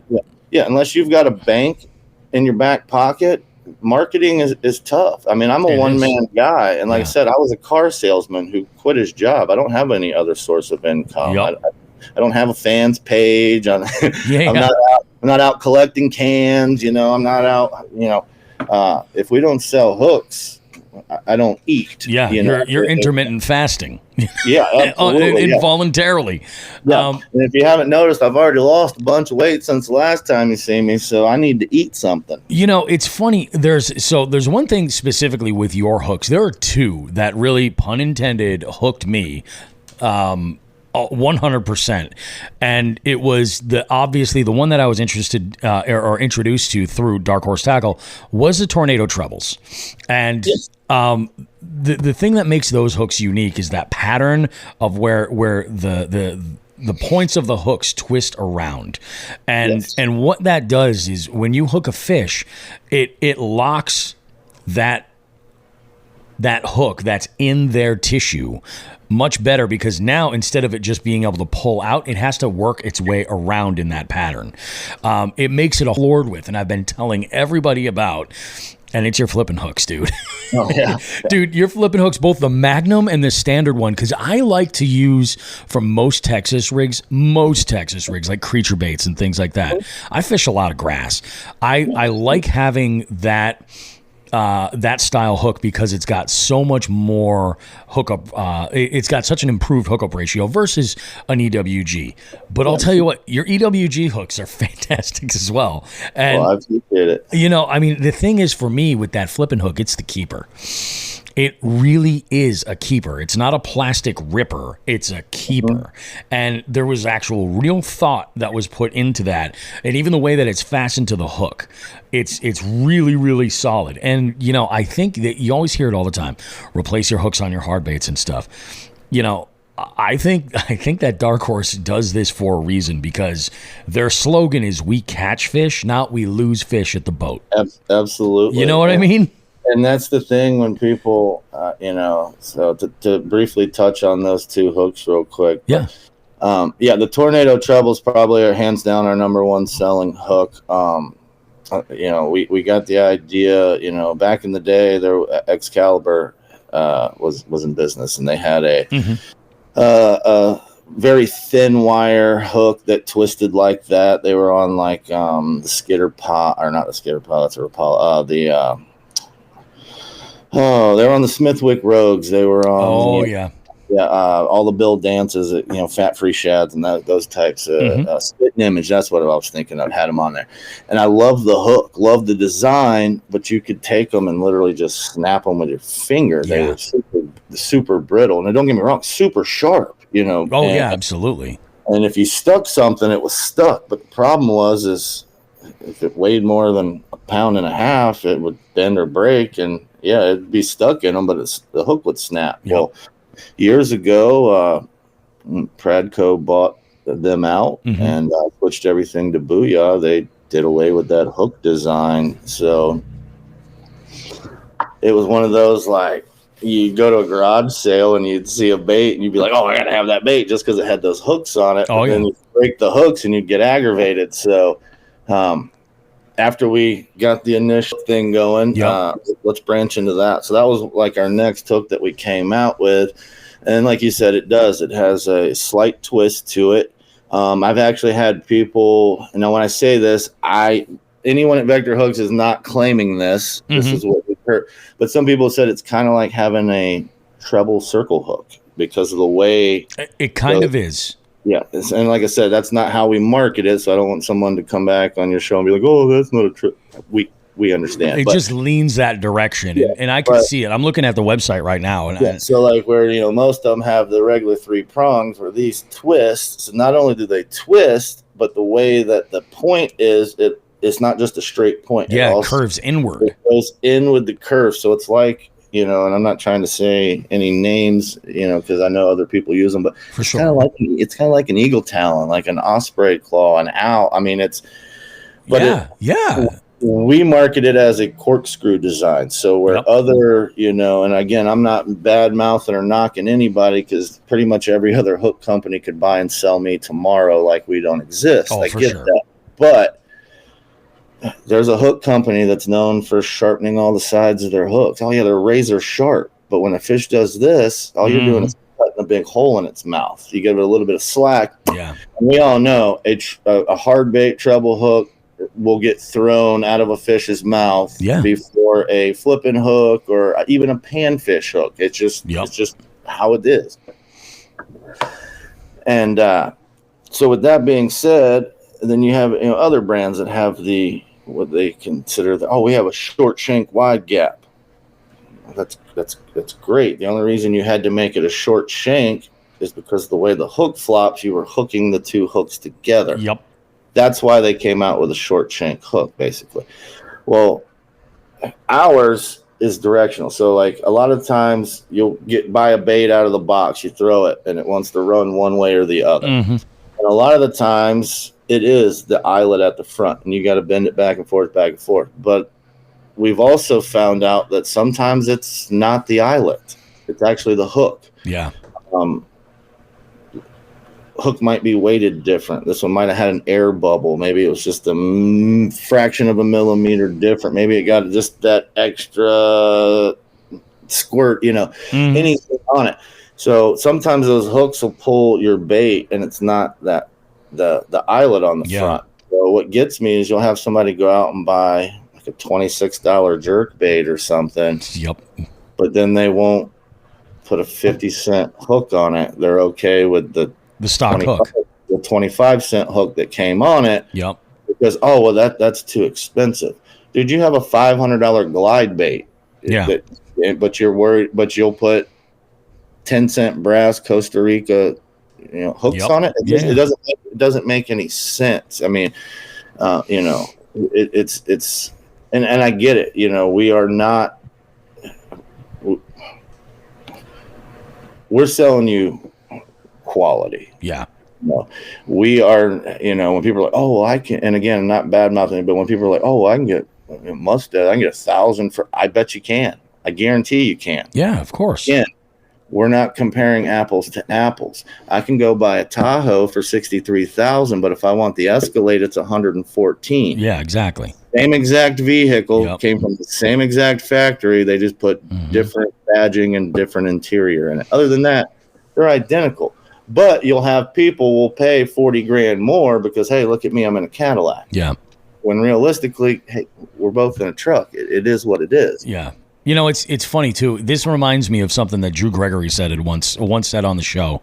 It was at that after party at Oldfields. Yeah, absolutely. And he said on there, we had him do the just a tip. He goes, plan to catch the biggest fish of your life. Plan for that because then you're prepared. And absolutely. like especially when you're talking about hooks. Every angler, the word angler means to catch fish with a hook and line. When we're talking about hooks, that's the connection point. It's like the tires on your car. Yeah, absolutely. You can buy the cheap stuff, and that's fine, but you may be replacing them more often, or they might fail on you at a time where something's going to happen. These hooks, making the investment into swapping out hooks, especially if it's a bait. We've all got that one hard bait in our tackle box that we're like, yeah, I've caught them on this, and it's scarred up, and it's absolutely been destroyed. And you know what? Maybe you haven't. Maybe those stock hooks were fine, but they've gotten old and it's time. Even if you didn't replace them out of the box, maybe you're okay with them. I mean, even our hooks after time. I'm not when I say on day one they're sharper, I stand by that. They are, yeah. When I say our hooks will last longer than the other ones, I stand by that. Yeah. But I also will tell you they're metal. Eventually they're going to rust. Eventually, they're going to bend and break and do all that stuff. It's no different. You go buy a brand new truck today, that some bitch is shining. Yeah. You wax the entire truck except for the hood. And guess what? Yeah. In 3 years, that hood, especially in Florida, that hood's going to be peeled. It's going to look like you poured acid on it. It's been, and it's all about how you take care of it. Just like, don't get me wrong, yes, our hooks take longer to rust than other ones, but it's also maintenance. You go saltwater fishing. Yeah. You go saltwater fishing. When you get back, you rinse your reels. So why wouldn't you maintain your hooks, maintain the metal parts that you're throwing into the water? Yeah, absolutely. And I'm not a big saltwater guy. And when I do go saltwater, I have specific rods and stuff for that. Oh, yeah. But I do fish tournaments like in Appalachia through the bay to get to the fish that day. Sure. We're fishing brackish water. Yep. Well, I don't care. As soon as I get off the water, I wash, and I don't just spray I spray it. I get the line. I crank it. I unwind it. I spray the whole rod. I get inside the eyelets. I get the bait. I'll cut those baits off and make sure they're sprayed. But I'll be honest with you. I change my hooks out too. Especially tournament fishing. If tomorrow you said, hey, we're fishing for $50,000, I don't care if I just put hooks on there last week. I'm changing every single one. It's just my personal opinion. For the peace of mind. Because then if I lose that fish, then you know what? That was my fault. Mm-hmm. I can't blame, well, I had bad line. No, you didn't. You put brand new line on there an hour before you left. Well, all those are crap hooks. No, they weren't. I switched them out. That was my fault. Now, don't get me wrong. We've all been there, including myself. Sure. When someone's like, oh, I seen JB throw a bait, didn't have his hooks on it. You probably have. You want to know why?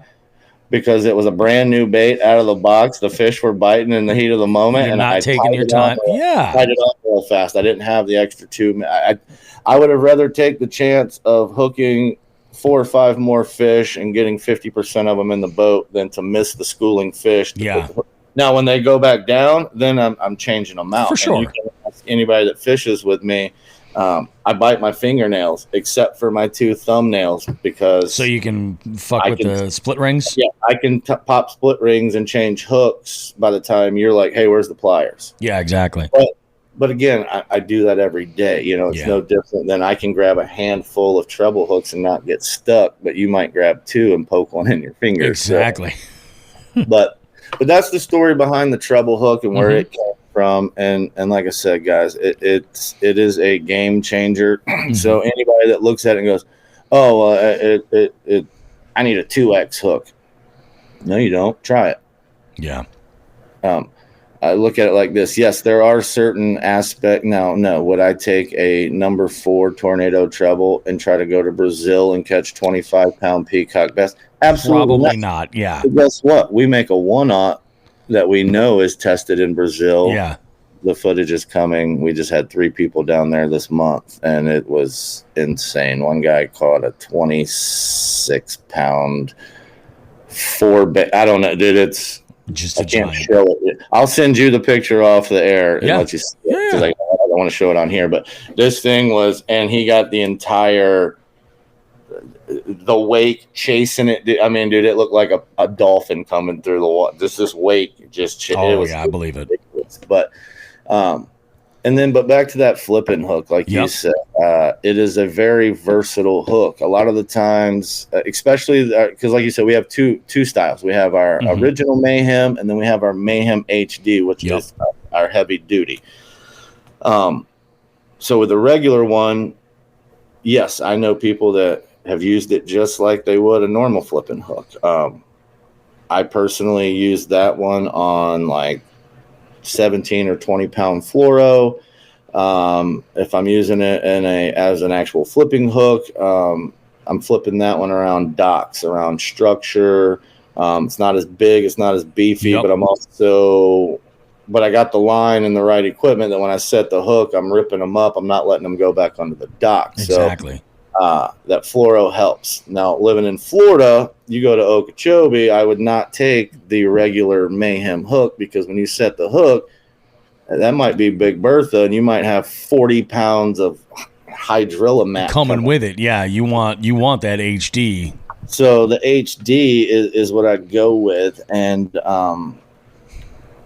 but so the HD, in my opinion, 100%. Just it's muscle. It is a flipping hook. You can put that on 50, 100-pound braid, and I could pull your truck out of the parking spot with it, you know. But the other one, like you said, you like to use it on just as a Texas rig, and a lot of people do because it does have that bait keeper. Another thing that I personally like to use it for is I use it to swim a speed worm. I could see that. It's straight shank, so you don't have that extra little hump. Plus, it's got the weed or the bait keeper on it. So therefore, when you're swimming it through grass and pads, a lot of the time that bait wants to scrunch down. Yeah, with that, it doesn't happen. Yeah, you don't have that anymore. Not to mention that same hook, you're going to start seeing it if you take all the bait keepers and stuff off of it. Yep. It fits the jackhammer mold. It fits spinnerbait, buzzbait molds. Yeah. So companies are now like, wait a minute, you're telling me I can put a stud hook in a spinnerbait instead of these flimsy stainless steel that bend out and rust after one day on your boat. So, like I said, it's a very versatile hook, but I know guys that use it on Carolina rig again because it keeps their bait on there. So yeah, I'll tell you, that plays a major role, because what good is your presentation if you've got that bait sliding down or getting torn up and not sitting the right way? Absolutely. And it's amazing. You don't think, if a bait is designed to, sit flush like that, and all of a sudden it's like that. Yeah. Well, it wasn't made like that. There's a reason it wasn't made like that, because natural bait fish don't swim like that. Yeah. So when a fish sees it, they're like, yeah, I don't think so, Tim. Nice try, wrong guy. But so any little kink, any little blade of grass, any little thing, and growing up, and I learned this the hard way, and I still do it in the heat of the moment or pissed off. You got grass on your bait and you slap your bait on the water to knock the grass off. I do it all the time. Pissed off or not. Yeah. Oh, yeah. I do it too. And so when I say this, it's do as I say, not as I do, because I'm the world's worst for it too. But you know how bad that is for your lure, the tip of that rod. Another thing people don't understand, they get hung with fluorocarbon and they want to pull it like this. Yeah, no, you definitely don't want to do that. Fluorocarbon gets hot all the way down. So what you want to do is you always want to wrap the reel isn't getting pressure. Yep. Then pull it and pop it. Yeah, and then you can cut it off. But if you just pull it straight back, you are burning that up, and you are going to lose that fish of a lifetime. Yeah. You can feel it too when you do that. You can feel it on the line. Like it doesn't seem right, It's like, it's kind of like, you've taken a lighter and, burnt something, and, you can take a piece of line and it's stiff. You barely heat it, and all of a sudden that thing curls all up. Oh, yeah. Pop it. So yeah, it's wild, man, the way these little tweaks and how sensitive our gear can really be. When you're talking hooks and lines and things like that you're relying on, it can be absolutely bananas. What's the you guys have been doing ICAST now for a couple of years. Yes. And I mean, you mentioned like the Walmart deal, a couple other retailers that are starting to work out. What's the next 5 years? What are some of the goals for Vector? Sell it, retire, and live on a beach. No, I'm just kidding. I'm telling you, that's the American dream right there. And you're a Florida guy. You should just move to the Keys and just stay there. Yeah. The thing with the Keys is in my opinion, the Keys is kind of like Vegas. It's fun for a few days. I could see that. And then you have to leave because you're going to go broke. Yeah. No. I could see that. I love the Keys, anything, Isla Mirada, Key West, you name it down there. It's just, if you've never been, even if you just, I always tell people, they're like, oh man, dude, a hotel in Key West is $700. Trust me. That's why I don't stay in hotels in Key West. Yep. I don't think I'm down there every weekend, No. Uh-uh. But numerous times I've gone down and stayed just outside of Miami for $150, and then it's only a 2-hour drive. You get up in the morning, drive down there, spend all day, come back, and you're good. And but I don't know. I say that jokingly, but in 5 years, obviously, we're now at the first 5 years. So I can tell you that where I was at on day one, where I thought I'd be in 5 years, we're not there yet. There you go. When you start a business, you're like, oh yeah, these are going to sell. This is going to do this. This is going to, oh yeah, we're going to be millionaires in 3 weeks. And there's setbacks, and there's trends that change, and things don't work. Plans don't necessarily work out on the timeline you were expecting. And that's a really, really honest answer. It really, because it's the truth. And, and like you said, we've had some setbacks. Some of those were my fault. Some of them were other people's faults. I'm not going to point fingers, but I mean, just this last year alone, and not to get into too much detail, but I had a partner that was pretty lazy that cost us a lot. Yeah. He's gone now. I had 2 distributor sales reps that robbed me for almost $32,000. That I'll never see again. And as much as you want to go and kick somebody's door in and handle it old school, you can't. You can't do that. Yeah, you're a business now. You know what I mean? So And so for us to even still be here through COVID, build back better, just the economy, inflation, bad helpers, bad workers, thieves. The fact that I'm still sitting here, and having a business, I'm thankful for. Yeah. Because there's been more times than I'd like to admit, especially in the last year, that I was like, is this what I should be doing? Yep. Like, am I wasting my time? I came from an industry where, not to toot my own horn, but I was damn good at what I did. I made 150, 200 grand a year to fuck off, basically. Exactly. And people are like, oh, I make more than that. Congratulations. I don't care how much you make. It's not really what it's about. I'm needy, not greedy. I need to make about 100 grand a year to live, and I'm perfectly fine with that. If I make $1 million, cool. If I make 50 grand, then I'm in trouble. You know what I mean? But shit, sorry, I squirreled out. What was I talking about? We're talking about like 5 years in the future for Vector. So right now, I'm back to owning 100% of the company. Mm-hmm. I have reached out to some. So I guess the 5-year goal, for starters, is to still be here. For sure. That's the ultimate goal, and a lot of that's gonna depend on, like I said, the election. You know what I mean? Like, a lot of people are scared. Some people are anxious. We'll know more in the coming days as to what that's going to bring. But as far as Vector, we're growing. It may not seem like it because we haven't really put out a whole lot of new product, but it's one of those things. We don't want to run before we crawl. Yes, I could go and take,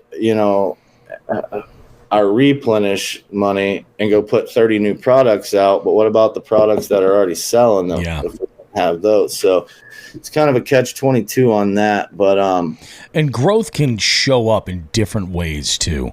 Like, you 6 months down the road, brand X, a hard bait lure company, could approach you and say, hey, we've been working with this brand of hooks, but a lot of the folks on our staff have been using your stuff and we want to work something out. That's massive growth, because then it's a buyer at at a level where now their audience is going to see your package or their packaged items with Vector hooks on there. And that's a huge step. And we've got 6 or 7 of those we're working with. They're just not set in stone, so I'm not going to say who they are. But for sure. I can tell you this for a fact. At the Columbus Expo where I met you, I met a gentleman there. And again, I won't say any names. Met this gentleman. He was sitting at a booth. We went up to him. He had custom painted baits. Hey, we want to talk hooks, blah, blah, blah, blah, blah. Like most people at expos and in the fishing industry, 99% of what they tell you is inflated to make them sound better. Yeah, right? Exactly. Oh, man, it was an 8-pounder. It was a 3-pounder. Oh, I caught 100 fish. You caught 7. But it's just how it is. Yep. So I kind of just shook my head and nodded when this guy was selling me, the world, right? Yep, for sure. And that's always the best when you're like, oh, you were serious. Okay. Yeah. And again, when I say that jokingly. And, obviously I Googled the guy, before I left there and realized that he was legit. But I kind of forgot about the guy because we didn't, when I say he's a big time painter, he's a big time painter for a major corporation. He just happened to be at this expo on the side. Yeah. And I think I know who you're talking about, actually. Yeah, I bet you do. Yeah. So we're at ICAST, and all of a sudden I look up and I see him, and he's like, "You remember me?" And I said, "Absolutely." He goes, "Remember the company I told you I work for?" I said, "Yes, sir." He goes, "Well, here, I wanted to introduce you." And next thing you know, they're like, "Hey, we're coming out with a new line of baits in 2025, 2026. Yep. And we this company's normal baits are known worldwide, and they're known for having shit hooks on them. Yep.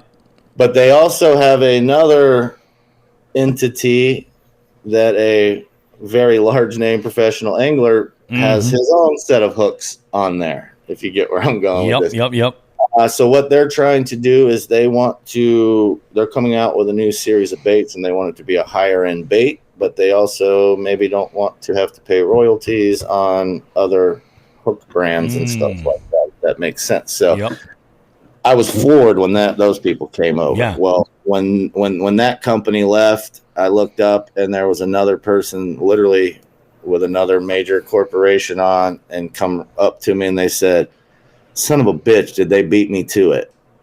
And I said, "What do you mean?" They said, "I'll be honest with you, we're both coming out with the same style of bait and we're trying to get it out faster."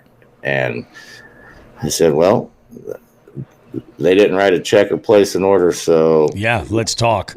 You're on the clock." So now, with that being said, neither one of those people have written a check or anything like that yet. Oh, so for sure. Stone. We're now getting the recognition. Whereas before it was they'd walk by and just kind of give us one of those. Oh, cool. Hey, not having. Yeah, cool. Yeah. Now they're coming and waiting in line to talk to us. See what's up. Yeah, exactly. It's funny too. A lot of that, like your first year at whatever trade show. I had this with the trivia software company I work with, and then I've had this in the past, even as the podcast, like at expos where we've been. It's not until people see you for that second time or see you multiple times, and it gives you some additional credibility. Because now if people are seeing Vector hooks and they're like, "Oh, Vector's here. Wow, that's great. I've heard their stuff online or something." But to see you in person in the circuit, it's so funny in business. Like I think that there are folks that live and die by trade shows and expos. They just are. That's their thing. They're like, "Yep, that's where I network. That's where I set myself up for the year. This is what I do. I'm there all the time." And then I know other people in my industry that don't even go to. They don't waste their time. They're like, "I don't need to take on the expense to be there."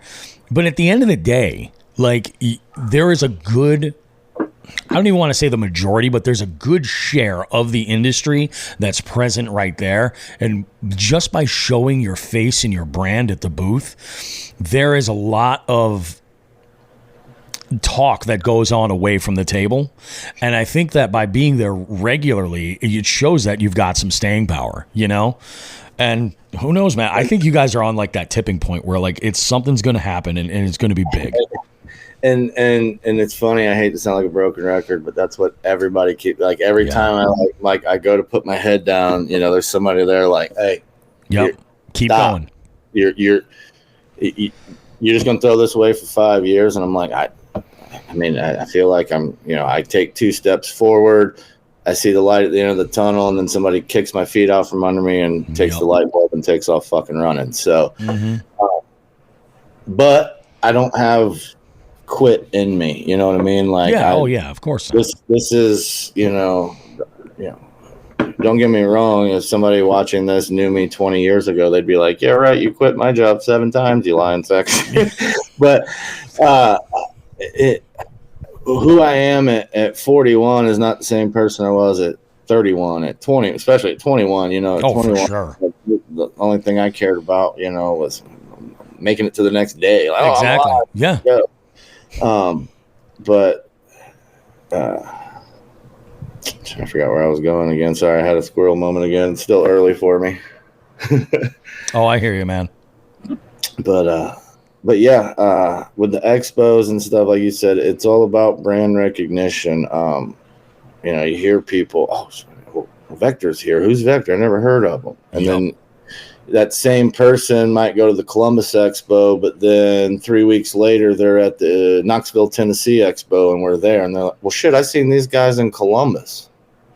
And then next thing you know, that same person's at the Classic at Lake Ray Roberts, and they're like, "Well, holy shit, Vector.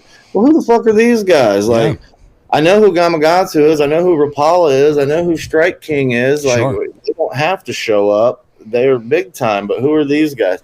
And that's the thing. I try to tell people, like, you always say, hey, you got to fake it till you make it. You know? Sure, Well, yeah. If you want to get that notoriety as being a national, worldwide, like legit player in the game, you got to be there. If not, you're, you know, and that's why a lot of people always ask me, well, why'd you pick hooks? Why'd you pick hooks?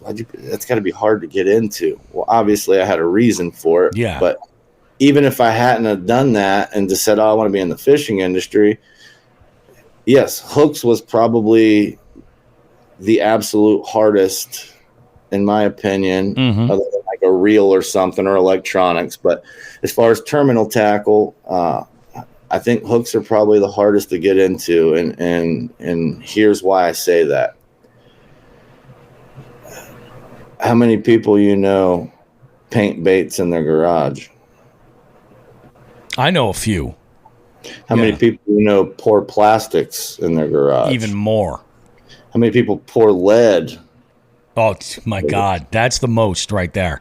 But unless they live in Massachusetts or one of those 5 other states. Yeah, exactly. Yeah, where you can't have flavored tobacco or lead or civil rights or anything. But you think about it. How many people you know have a hook company? None. One. You. That's it. That's it. But even when you think about it, if you were to sit there and name off all the hook companies, and don't get me wrong, there's probably a million Alibaba, Wish, Etsy, rebranded companies. I'm not even counting those. But if you take what I would consider the top 5 major players in the game, you got Owner, Gamakatsu, VMC, Mustad, and then Eagle Claw Trocar. Yep. This would be the top 5. And don't get me wrong, you got BKK, you got Hayabusa, you got other ones. Yeah. But in my opinion, in the United States, those are your top 5 major players. Yep. I've got more than 5 crankbait companies in my car. I've got jigs poured by 652 different people. Yeah. Even in apparel, like you have more than one kind of shirt. Mm-hmm. You know what I mean? Well, I don't, because this is the only one that pays to represent it. So you see me, people are like, do you own anything else? I'm like, I'm sure I do in the back of the closet. But until Nike or AFCO or somebody wants to write me a check, you know, I'm going to wear my own product. Yeah, and that's the thing. I'm no better. Same thing. It's brand recognition. You know, you walk past somebody, and again, I'm not knocking AFCO. Of course not. I got the jacket in the car. Yep. But you walk by, and I see your AFCO shirt, and I'm like, oh, that's a cool shirt. But I don't make conversation. I walk by, and I see Vector hooks I've never heard of. Hey, what's that? Yeah. No, it's that's true. Hey, that's a cool logo. You bass fish? Yep. Oh, Jigs and Bigs. Oh, what's Jigs and Bigs? Oh, that's a pod. Oh, cool, man. Well, you got a card? You know, no one's ever going to ask you for your AFCO card. Yeah, it's true. No one's ever going to ask you, hey, man, you got a card to get those Nikes? No one cares because they're everywhere. Yeah, exactly. It's you know, you shut your eyes and there's a Dollar General. You shut your eyes, there's a McDonald's. You know what I mean? Like those things are constantly just hitting you in the face. So like you said, it's all about the brand recognition and getting it out there. So, but with that being said, there also comes a time in business when you're starting off that you don't want to just be known as that mom and pop. Hey, we're not a mom and pop. You know, we're not doing this in our garage. So this year we are going to, when I say cut back some of the expos, our goal is to have our product in every expo worldwide, obviously. Yeah, of course. But like for Columbus, no, we don't set up a booth there because that would step on toes, you know. I love that about you guys. And like shout out to Dark Horse Tackle and those guys because they're the ones that introduced us and really pushed us in the Midwest up there. So in my opinion, it's a spit in the face that, hey, they just bought $2,000 worth of hooks to go set up at the show, and then I'm 3 booths down selling it for $1 cheaper than they can because it's an expo deal. Sure. That's great. We made money off both times, but guess what? Now we're assholes, and we're not going to get any business, and every person that goes over there is, oh, I can get it cheaper down here. That's the last thing you want to hear. For sure, yeah. obviously, yes, you can typically always get it cheaper direct from the factory. Yep. But so we're trying to cut out some of those types of things. Now, with that being said, if tomorrow Dark Horse called me and said, "Hey, we're not going to sell your product in Columbus," then I'd probably be there with Get a booth. Sure, yeah. But and they're not the only ones. There's 2 or 3 other stores now in Columbus that will have our product. So, but the good thing is with Dark Horse, they're pretty much strictly bass fishing. So they pretty much, they're pretty much just our worm and treble hooks. Whereas the other stores will bring our catfish and walleye and crappie and all that type of stuff. But also with that being said, to get into that upper echelon, to get to that where you think about it, you're on the same tier. I get it. We're not there. Quality and product wise, we're probably up here. Yeah. But name and brand recognition, we're down here because they've been here 117 years. Yeah. We've been here 5. But to get us to that next level, 5 years is an amazing window too, because it really is like that first step into like legitimacy of a brand. Once you get there, you're like, okay, so you're a name enough to be in business this long, half a decade. And that's the thing. Like it's like I said, in the beginning, I thought in 5 years I'd be doing this podcast from my brand new GMC Denali with my brand new Icon boat behind me, because that's oh man, I'm in the fishing and that's all you got to do to get an Icon is be is to be the co-host of Jigs and Bigs. That's what Joe did. He bought an Icon this year. Oh, well. But he is terrible. I'm not a good influence, and he is terrible when it comes to managing his money. Yeah, I was going to say, and nothing wrong with Icon. Oh, no, not at all. Because God, I'd love to have one, but for me to go out and buy that boat and rig it out how I would rig it out is $189,000. I was going to say probably close to $200,000. I'm here crying over $30,000 I dropped on my boat. I'm happier than picking shit. I just spent $55,000 on an SUV that, in my opinion, is not worth. I mean, don't get it's a phenomenal vehicle. Sure. I remember selling those pre-COVID, and they were $30,000 for the Platinum Edition, and this is the Trail Edition, and it was $52,000. I'm like, good Lord have mercy. It's a whole other world, dude. It is a whole other world post-COVID. Like we were joking the other day, me and my buddy, and we were talking about. Remember being 17 years old, with that hand-me-down car, driving through the car lot going, how the hell does somebody afford a $35,000 F-250? Oh, dude? yeah. Like, you pay how much a month? $600? Holy shit. Yep. I would bend over backwards for a $600 a month anything payment nowadays. Oh, like I said, I ended up going with the SUV, but I have top tier credit, and I was putting no money down. Sure. But no money down with top tier credit, 72 months on a Toyota Tundra SR5 four-wheel drive. Not even the TRD Pro Edition. Yeah. Was $11.25 a month for 84 months or something like that. And I'm like, I can't do it. My mortgage isn't $11.25, and a family of 5 sleeps there. You want me to spend more than that for me to pull a boat back and forth? Nah, I'm straight. I'll can't find do something. it. Yeah, exactly. At some point.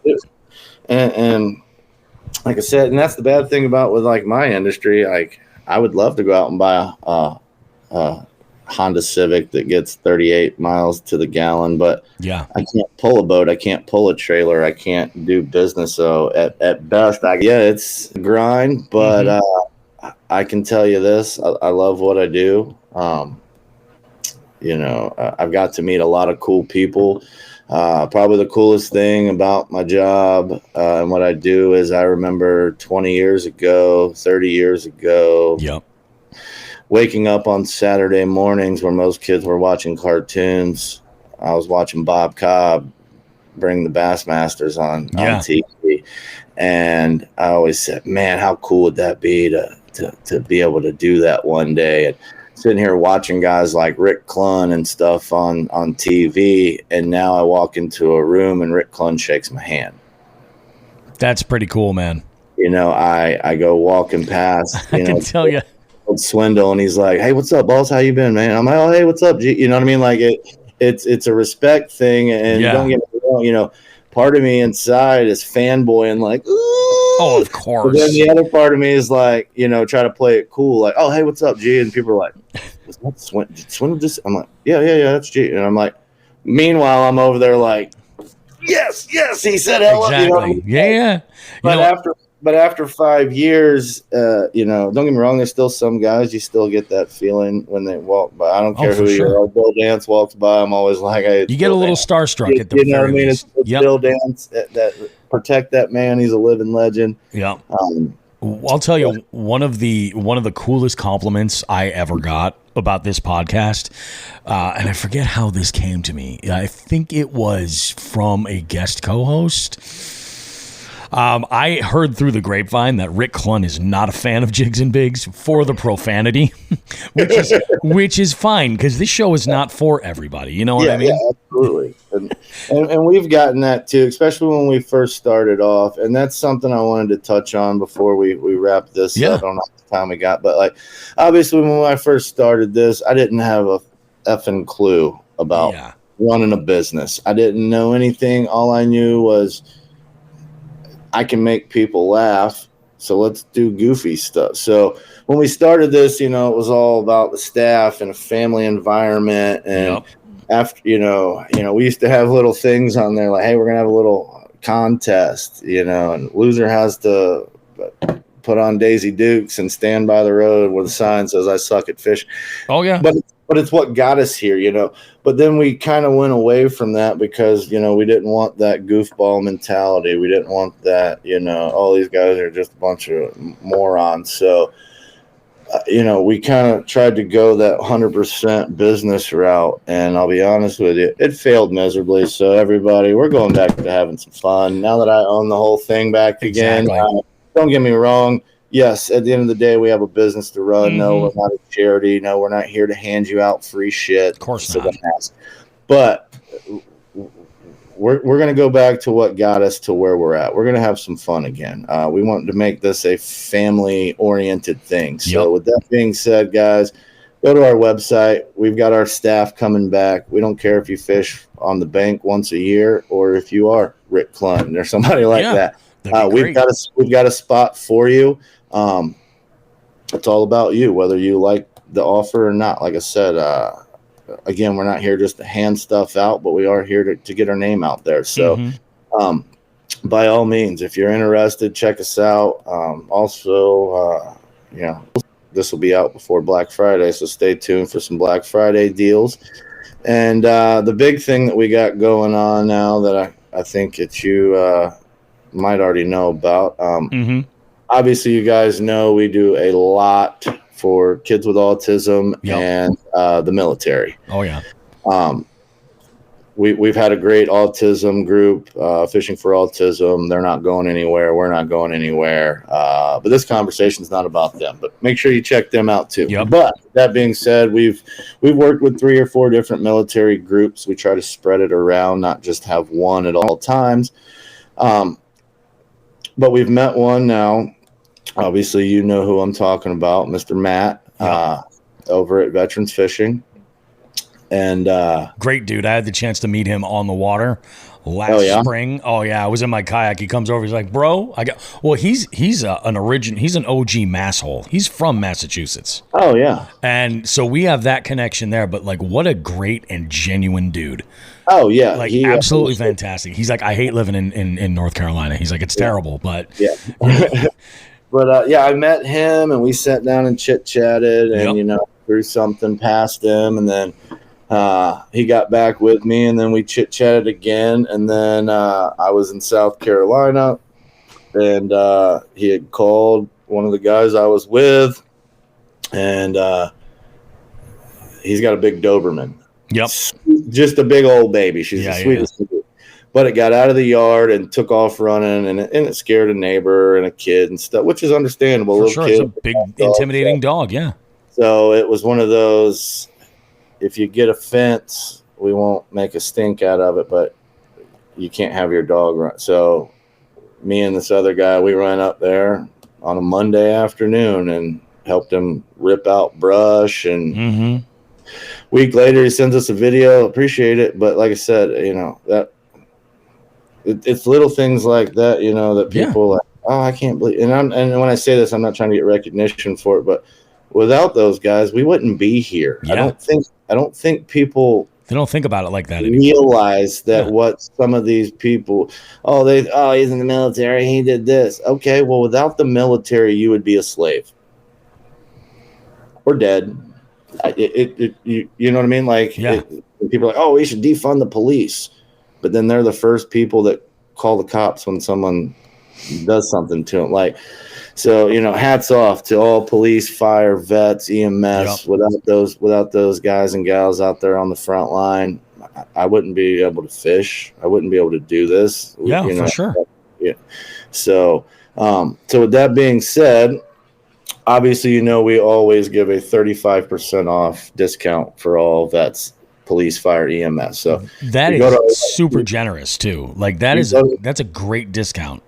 It is, and if I could do more, I would. Yeah. But a lot of people don't give anything, or they're like, "Oh, here's 10%," which I get. Everybody has a bottom. There's a limit. Yeah, exactly. And if every single person was military, no, I couldn't give away a 35% discount because I couldn't. But we sell 1,000 packs of hooks, 100 of them go to the military guys. I'm okay with breaking even on for that. sure. Yeah, because like I said, without those guys, I wouldn't be here. I wouldn't be able to do this. So more companies should do stuff like that. So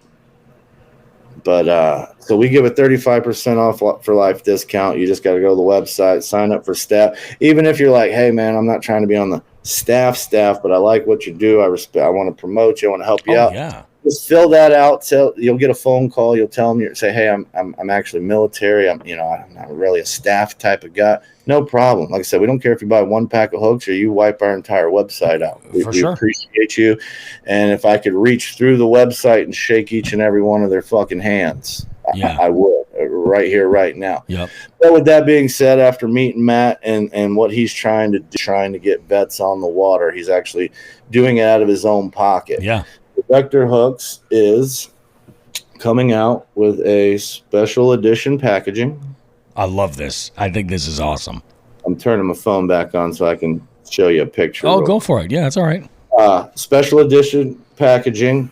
Right now, it's just one package. And like I said, I'll show it to you. We've changed it up a little bit. We made it camouflage. Yep. It's always cool. And on the back, it's got a Veterans Fishing logo. That's awesome. 10% of all sales fishing every quarter. So that's amazing, dude. And with that being said, we're actually thinking about stepping it up one notch. That one package will be, hey, we're going to run this for 6 months and go with it. Yep. But we're thinking about doing another one where each branch gets their own custom package. Army, Air Force. It's pretty cool. Navy, Coast Guard, Marines. Yep. We're just trying to figure out, because obviously you can't just throw a Marine Corps logo on there because you get sued. You can't use certain Digiflage. Use certain Digiflage patterns because the military owns it. So what we're thinking about doing and making it a little bit more fun is maybe on the Army package, we do something that's black and gold with stars.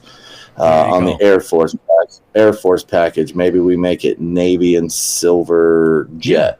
For the Navy, maybe we make it Navy and gold anchor. Yep.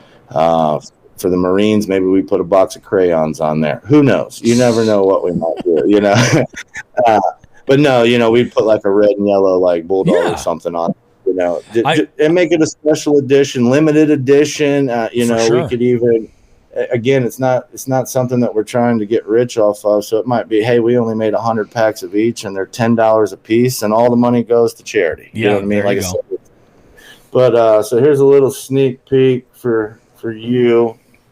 You can see the camo. Yep, that's awesome. And then on the back of the package, obviously, you'll have the. That's freaking great, dude. That is so awesome. And I love it. I love it when good folks in the industry work together like that. Because JB, you're awesome. The moment I met you, I was like, this guy is somebody I want to stay in touch with. And I appreciate that. And the same thing with Matt from Veterans Fishing, because I'm like, we can I was amazed when he comes paddling over. Like, we had wind like 20 miles an hour gusts. It was ridiculous. He's paddling over. He's like, dude, what's up? How you doing? He's like, I saw with the jabberhammer over here, and he's like, I had to come and say hi. I was like, no shit, this is crazy. It was very cool. And then it's crazy when, like you said, I live in Florida. Yep. We're from Massachusetts. He technically lives in North Carolina now. Yeah. At no point in time should us three people should have ran into each other, much less be having conversations. I know, right? Here we are. And it's amazing. So when people say, oh, fishing this or the military, well, there's two. The fishing and the military just brought three people that would have never met. Absolutely. And not only did it bring us together, but now we're working together. We're collaborating. We're trying to make things better for, everybody. Like I said, at the end of the day, don't get me wrong, Jigs and Bigs, it needs to make money. Vector Hooks needs to make money. Yeah. But again, if I need $10 and I got 11, that means I got $1 to give to somebody. You know what I mean? So, and with that being said, I don't do it to try to get clout or recognition and stuff like that. And don't get me wrong, there's people that I see right through. Like, I'm not giving them oh, you're homeless? You got on $300 Jordans. Get out of here. Yeah, exactly. I've got on Hey Dudes with my toe hanging out. Tell me you're homeless and have on bright white sneakers. Stop it.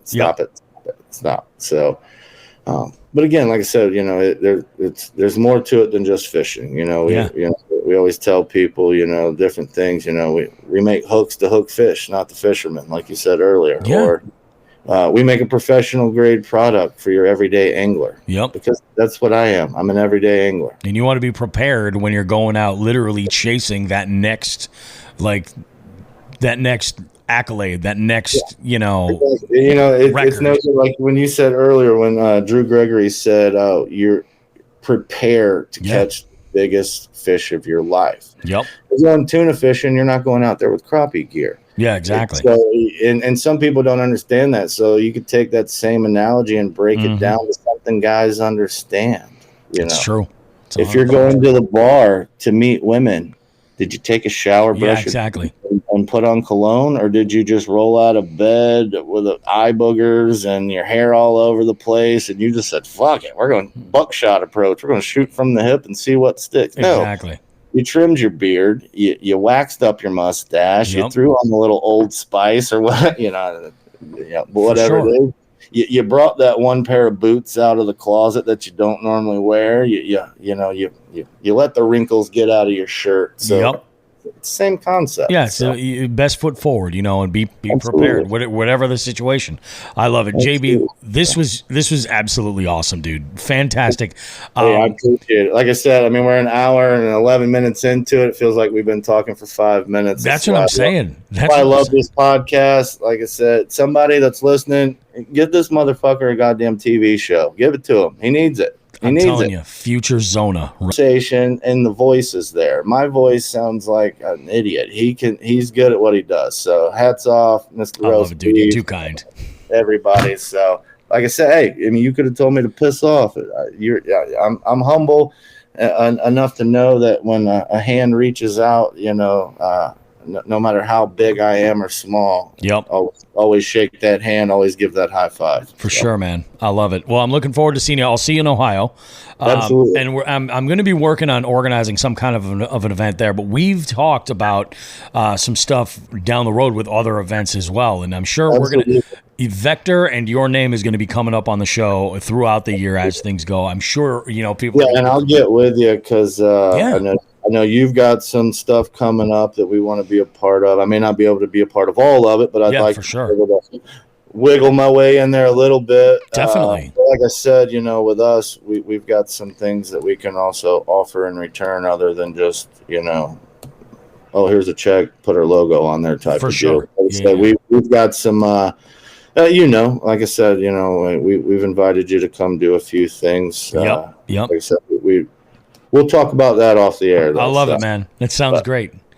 JB, do me a favor. Let folks know where they can find you on socials, where they, well, we mentioned a couple of the retailers that you'll be appearing in that are nationwide, which is a huge deal. Absolutely. But let folks know right now if they want to go and place an order, where's the best place to go and do it? Right now, you can go to vectorhooks.com. Yep. It's got everything on there. Like I said, not only can you go there to order, but let's say you want to go support your local, because that's kind of what we're trying to shoot for. We'll be honest with you. You can go to your local store and get the product cheaper. You heard it here. Yep. Go to your local store. There's a store locator right on the site. Yes, exactly. If it's $6.99 at our store, it's $5.99 at theirs. Yeah. So go shop local. I mean, don't get me wrong. If you don't have a store near you, then obviously we want you to buy it from us. Or better yet, go get us a store in your location and we'll pay you a commission on it as well. But there you go. vectorhooks.com is where you do all your ordering. You can also order from Dark Horse Tackle. Go over there and get you a box. They got some deals going on, and if you are real lucky, you might get a December box that there's a Vector Hooks takeover type of deal. We collaborated with somebody in December, and there's some extra stuff coming out in that box. So if you haven't got the December box, make sure you order one because there's only going to be 250 of them. Yeah.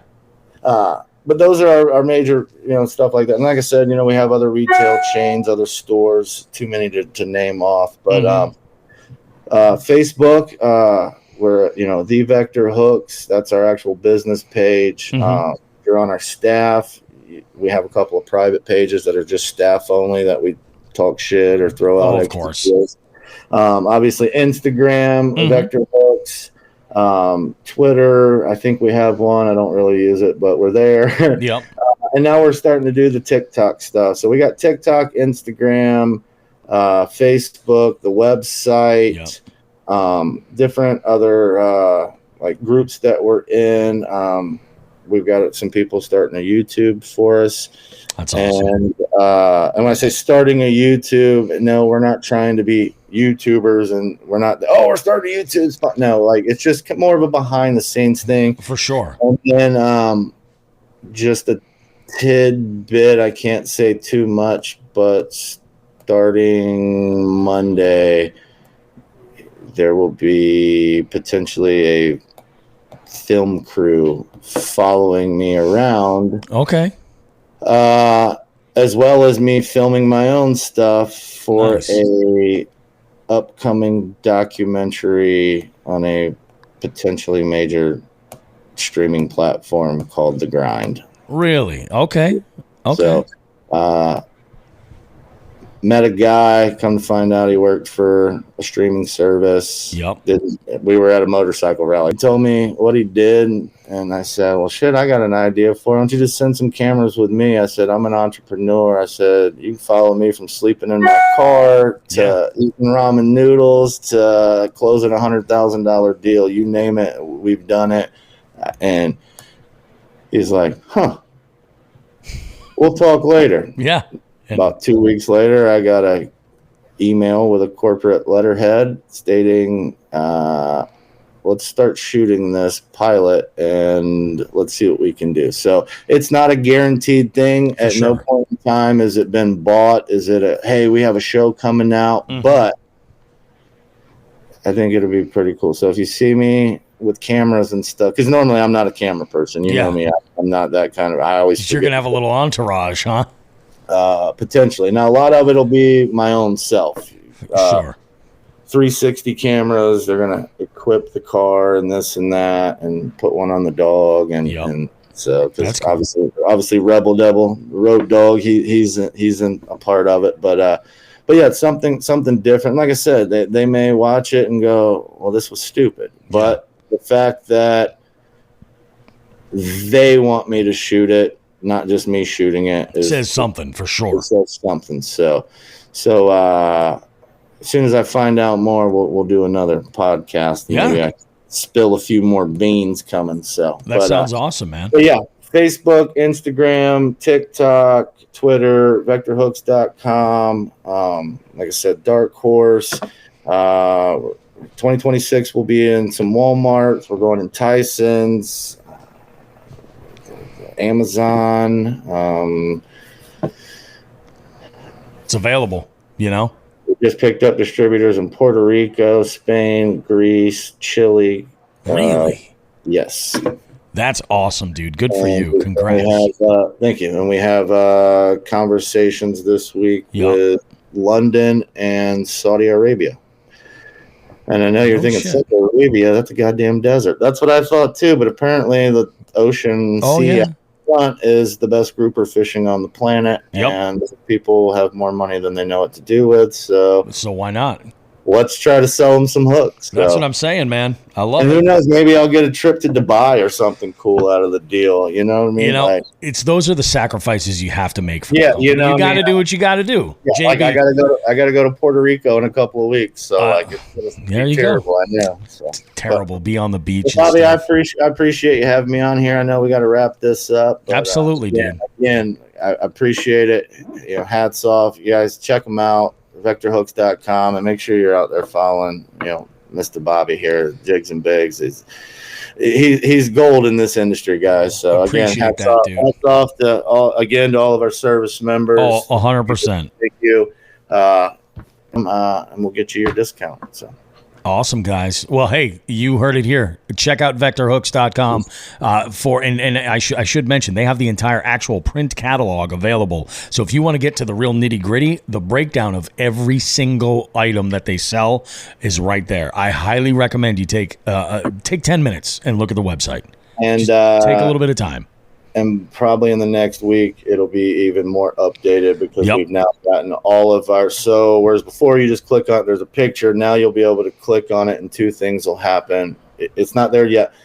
So instead of you just clicking on it and going, oh, now I'm going to show you the exact dimensions of this, Yep. thickness, wire gauge, everything on there. And there also will be a video rotating 360 degrees. So that way you can see everything on that. Firsthand. That's great, man. I love it. All right. Thank you, JB. This was absolutely fantastic. We'll see. I want you to do me a favor. Yes, sir. Send me a pic of you holding just a Florida giant so we can use it as the artwork on the episode. I got you. Awesome, dude. I love it. Thank you so much, brother. Not a problem. I can do that. I got a couple pictures for you. I'll bet you do. I'll bet you do. I'll bet you got at least a couple. Awesome. I got a couple. So Great. Appreciate you. All right. Take care, buddy. Thank you. Thanks, guys.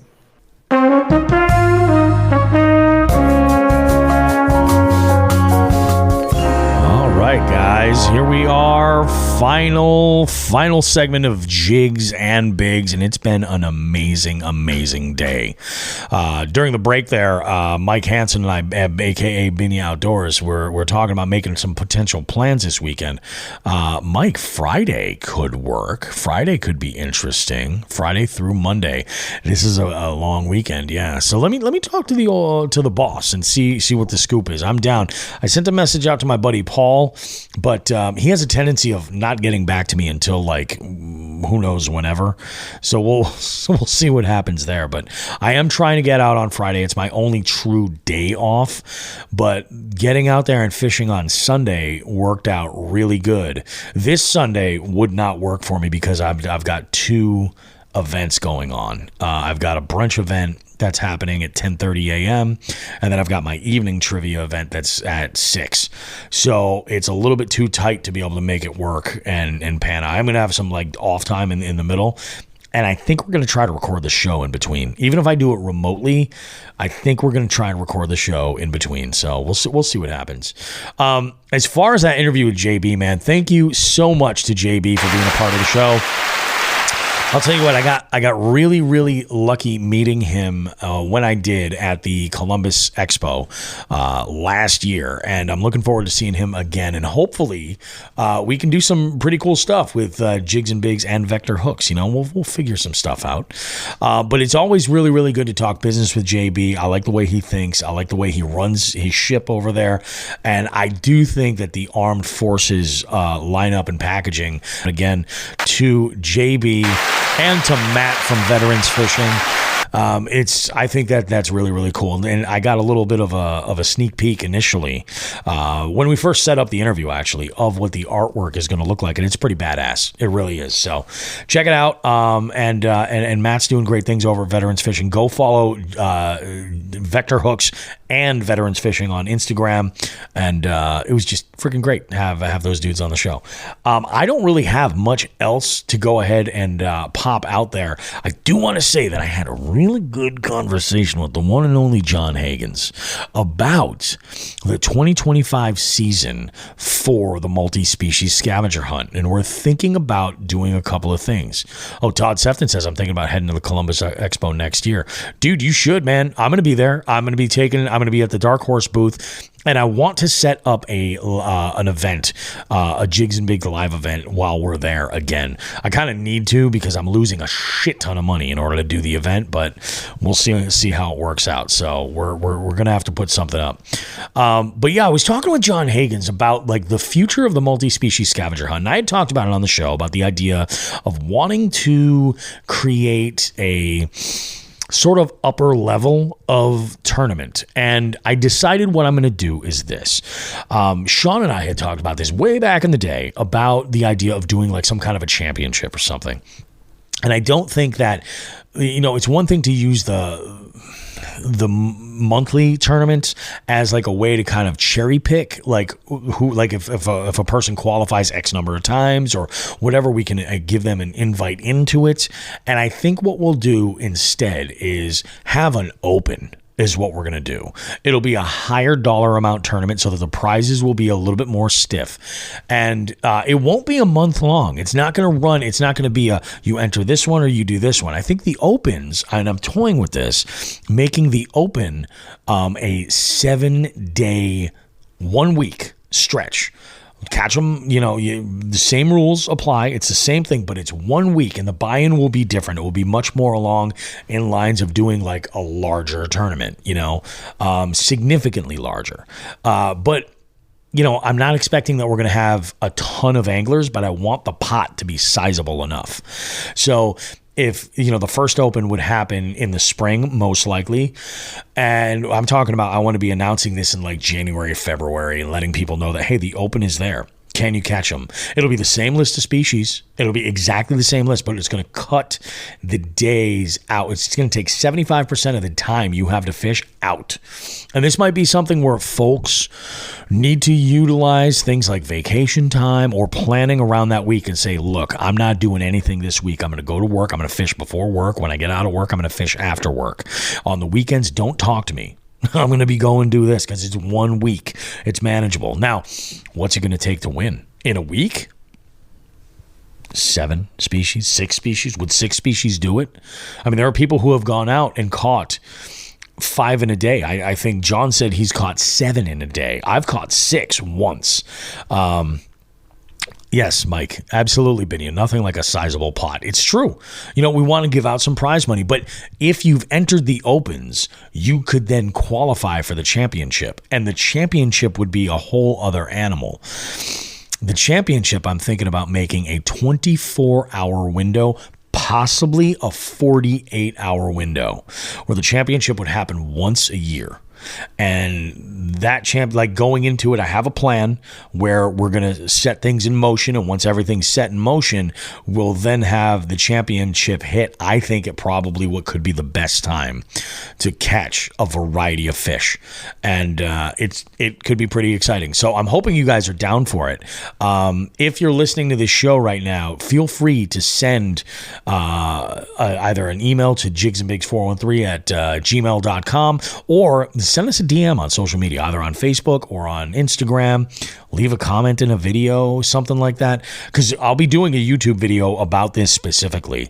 And I'm curious, like, what do you guys think? What should the buy-in be? I have my own ideas, of what would be acceptable, and again, this would not be restricted to vessel or body of water, especially for the open, because you would have 7 days. So you can fish from the bank on any vessel, a kayak or a big boat, or a tiny boat or whatever, submarine. I guess it's pretty hard to fish from a submarine, but if you fish from a jet ski like an absolute freak of nature, go for it. If you exclusively fly fish, could you imagine what could happen if a fly angler just came in here and just smashed it?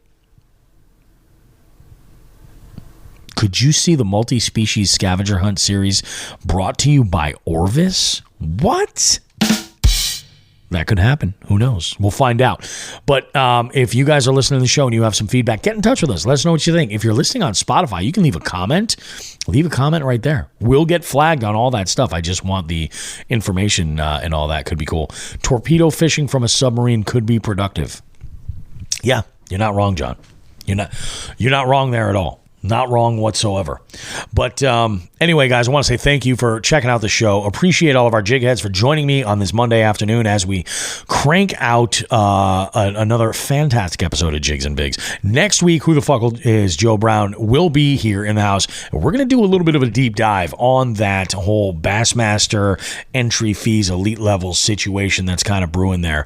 And we'll weigh in and give some opinions. I'm curious to see how our opinions are with this. And as always, if you have any suggestions for the show or anything, feel free to leave us a review on Apple Podcasts.